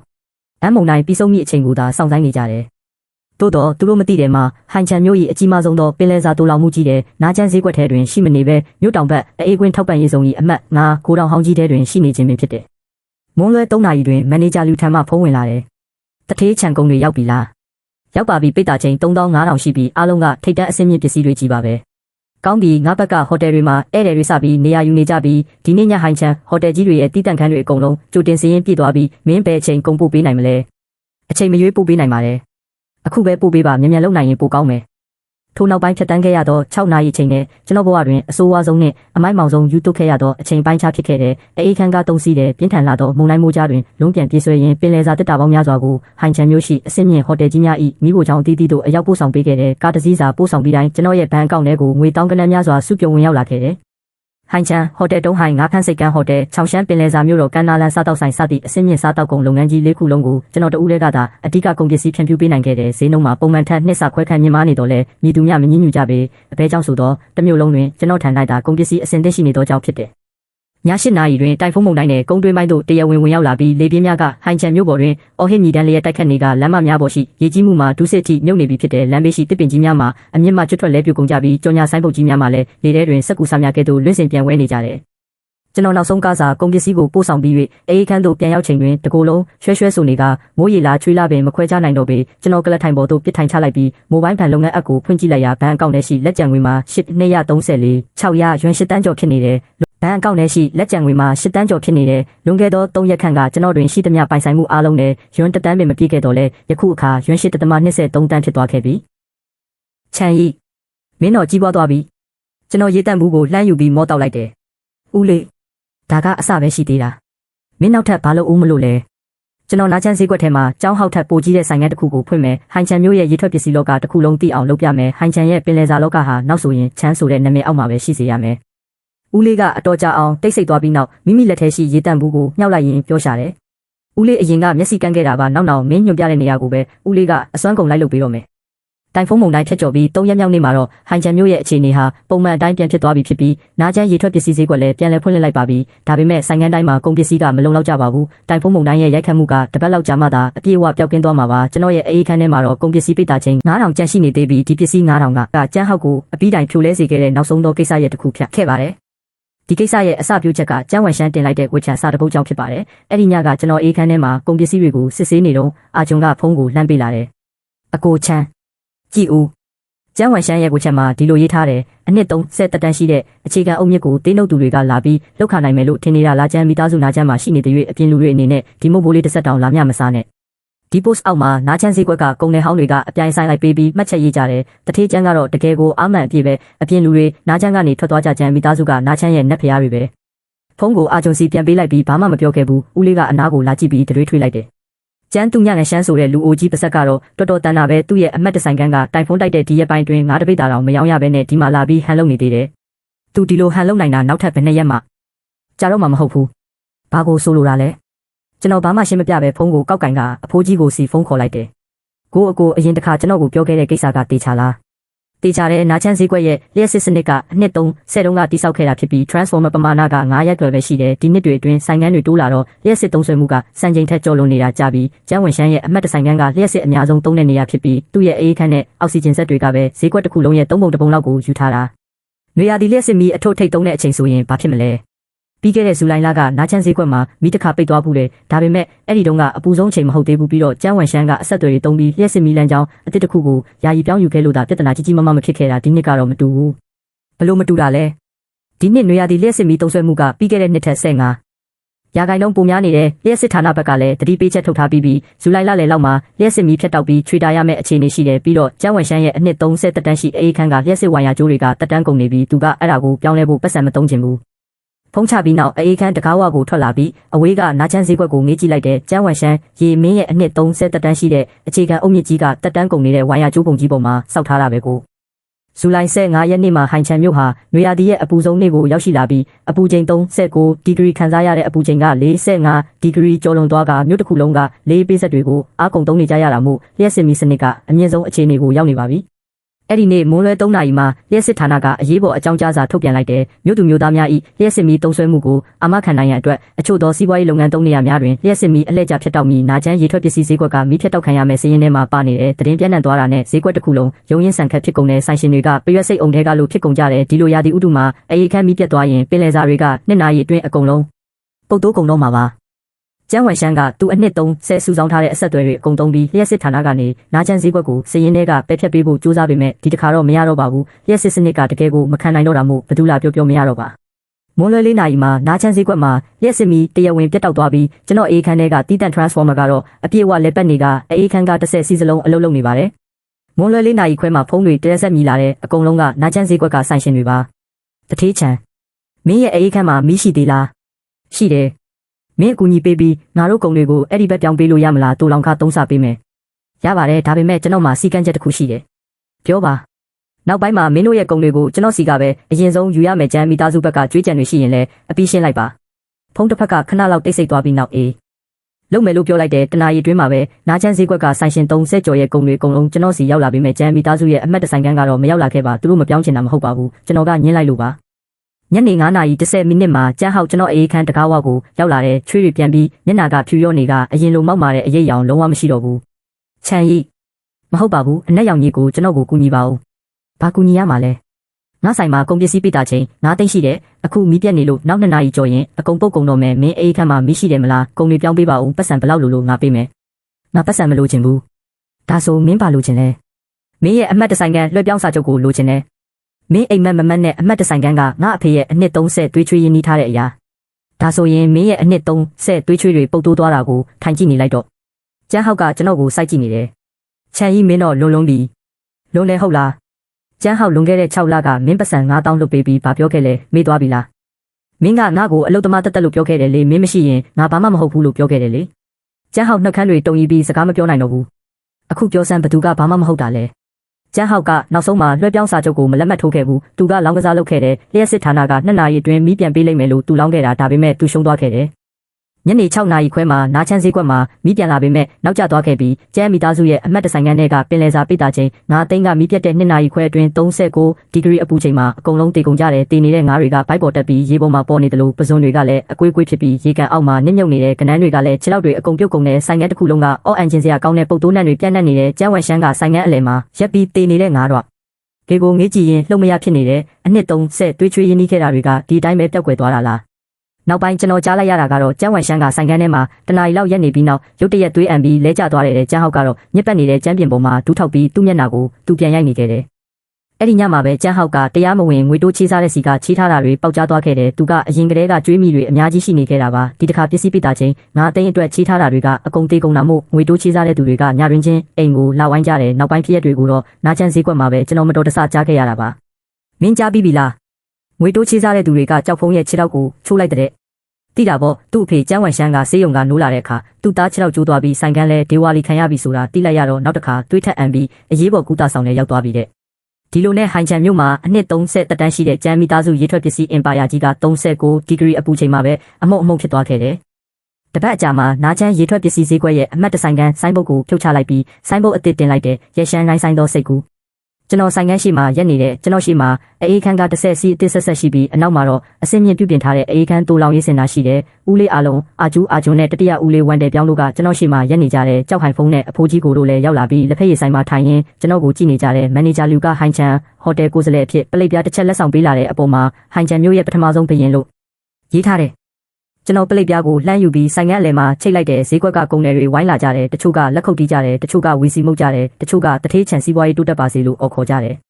ကျွန်တော်လက်မြောက်ပြီးအားလုံးကိုတိတ်ဆိတ်ဖို့အချက်ပြလိုက်တယ်။အပေါင်းအသင်းများခင်ဗျားလှုပ်ဖို့ကိုင်ဖက်များခင်ဗျားရရှမ်းဒီနေ့စတင်ဖွင့်လှစ်ပါပြီ။ကျွန်တော်စကားရှည်မပြောတော့ဘူး။အချက်၃ချက်ပဲပြောမယ်။ပထမအချက်ရရှမ်းရဲ့ပစ္စည်းတွေကဈေးနှုန်းမှန်နဲ့အရေးသွေးအာမခံတယ်။နောက်ဆိုရင်ဟိုင်ချန်ရဲ့ပင်လယ်စာအတွက်ကျန်းမိသားစုရဲ့မျက်နှာကိုကြည့်စရာမလိုတော့ဘူး။ဒုတိယအချက်ရရှမ်းရဲ့ကုန်ပို့ဆောင်ရေးကစိတ်ကန်းကနေဟိုတယ်ထိမိနစ်20အတွင်းတန်းရောက်မယ်ဒီမှာရှိနေတဲ့ဟိုတယ်တထေးကြီးတွေအနေနဲ့ဟင်းပွဲပဲမှာထားလိုက်တည်ယူပို့ဆောင်ရေးကိစ္စကကျွန်တော်တာဝန်တတိယအချက်ကျွန်တော်ခဏရက်လိုက်ပြီးလူတိုင်းကိုတစ်ချက်ဝေးကြည့်လိုက်တယ်တတိယအချက်ရရှမ်းရဲ့တကားကစူးစမ်းလုပ်ကင်မဲ့သူတိုင်းအတွက်အမြဲဖွင့်ထားတယ်အရင်ကဘသူနောက်လိုက်ခဲ့လိုက်မင်းတို့မှာအရေးချင်းရှိပြီးစူးစမ်းနိုင်ရင်ရရှမ်းမှာမင်းတို့အတွက်နေရာရှိတယ်ကျန်းဟောက်လူအုပ်ကြီးရဲ့အပြင်ဘက်မှာတုတ်ကောက်နဲ့လူတစ်ယောက်ကိုမြင်လိုက်ရတယ်အဲ့ဒါကျန်းဟောက်ပဲသူ့ရဲ့ဘယ်ဘက်ခြေထောက်မှာဆေးပက်တီးစီးထားတဲ့မုတ်စိတ်မွေတွေရှည်လျားပြီးညစ်ပတ်နေတဲ့လုံခြုံရေးဝတ်စုံကိုဝတ်ထားတဲ့သူကလူအုပ်ကြီးရဲ့အဆုံးမှာရက်ပြီးအမတ်တဆိုင်ကန်းပေါ်ကရရှမ်းဆိုတဲ့စာလုံးကြီးကိုကြည့်နေတယ်သူ့မျက်နှာပေါ်ကအမူအရာကမုန်းတီးတာလားနောက်တရတာလားဆိုတာဝေခွဲမရဖြစ်နေတယ်ကျွန်တော်တို့ရဲ့မျက်လုံးချင်းစုံသွားခဲ့တယ်သူကတခုခုပြောချင်နေပုံရပေမဲ့နောက်ဆုံးမှဘာမှမပြောနိုင်ခဲ့ဘူးကျွန်တော်လက်ထွက်လာပြီးကျွန်တော်ပိုင်ဆိုင်မှုဖြစ်တဲ့ဆိုင်ငန်းထဲကိုဝင်သွားခဲ့တယ်ကျွန်တော်နောက်ွယ်မှာတော့ဟိုင်ချန်ရဲ့နွေရာသီနေရောင်ကြီးတွေနဲ့ကျွန်တော်ရဲ့ရေထွက်ပစ္စည်းအင်ပါယာတစ်ခုတည်ရှိနေပါပြီ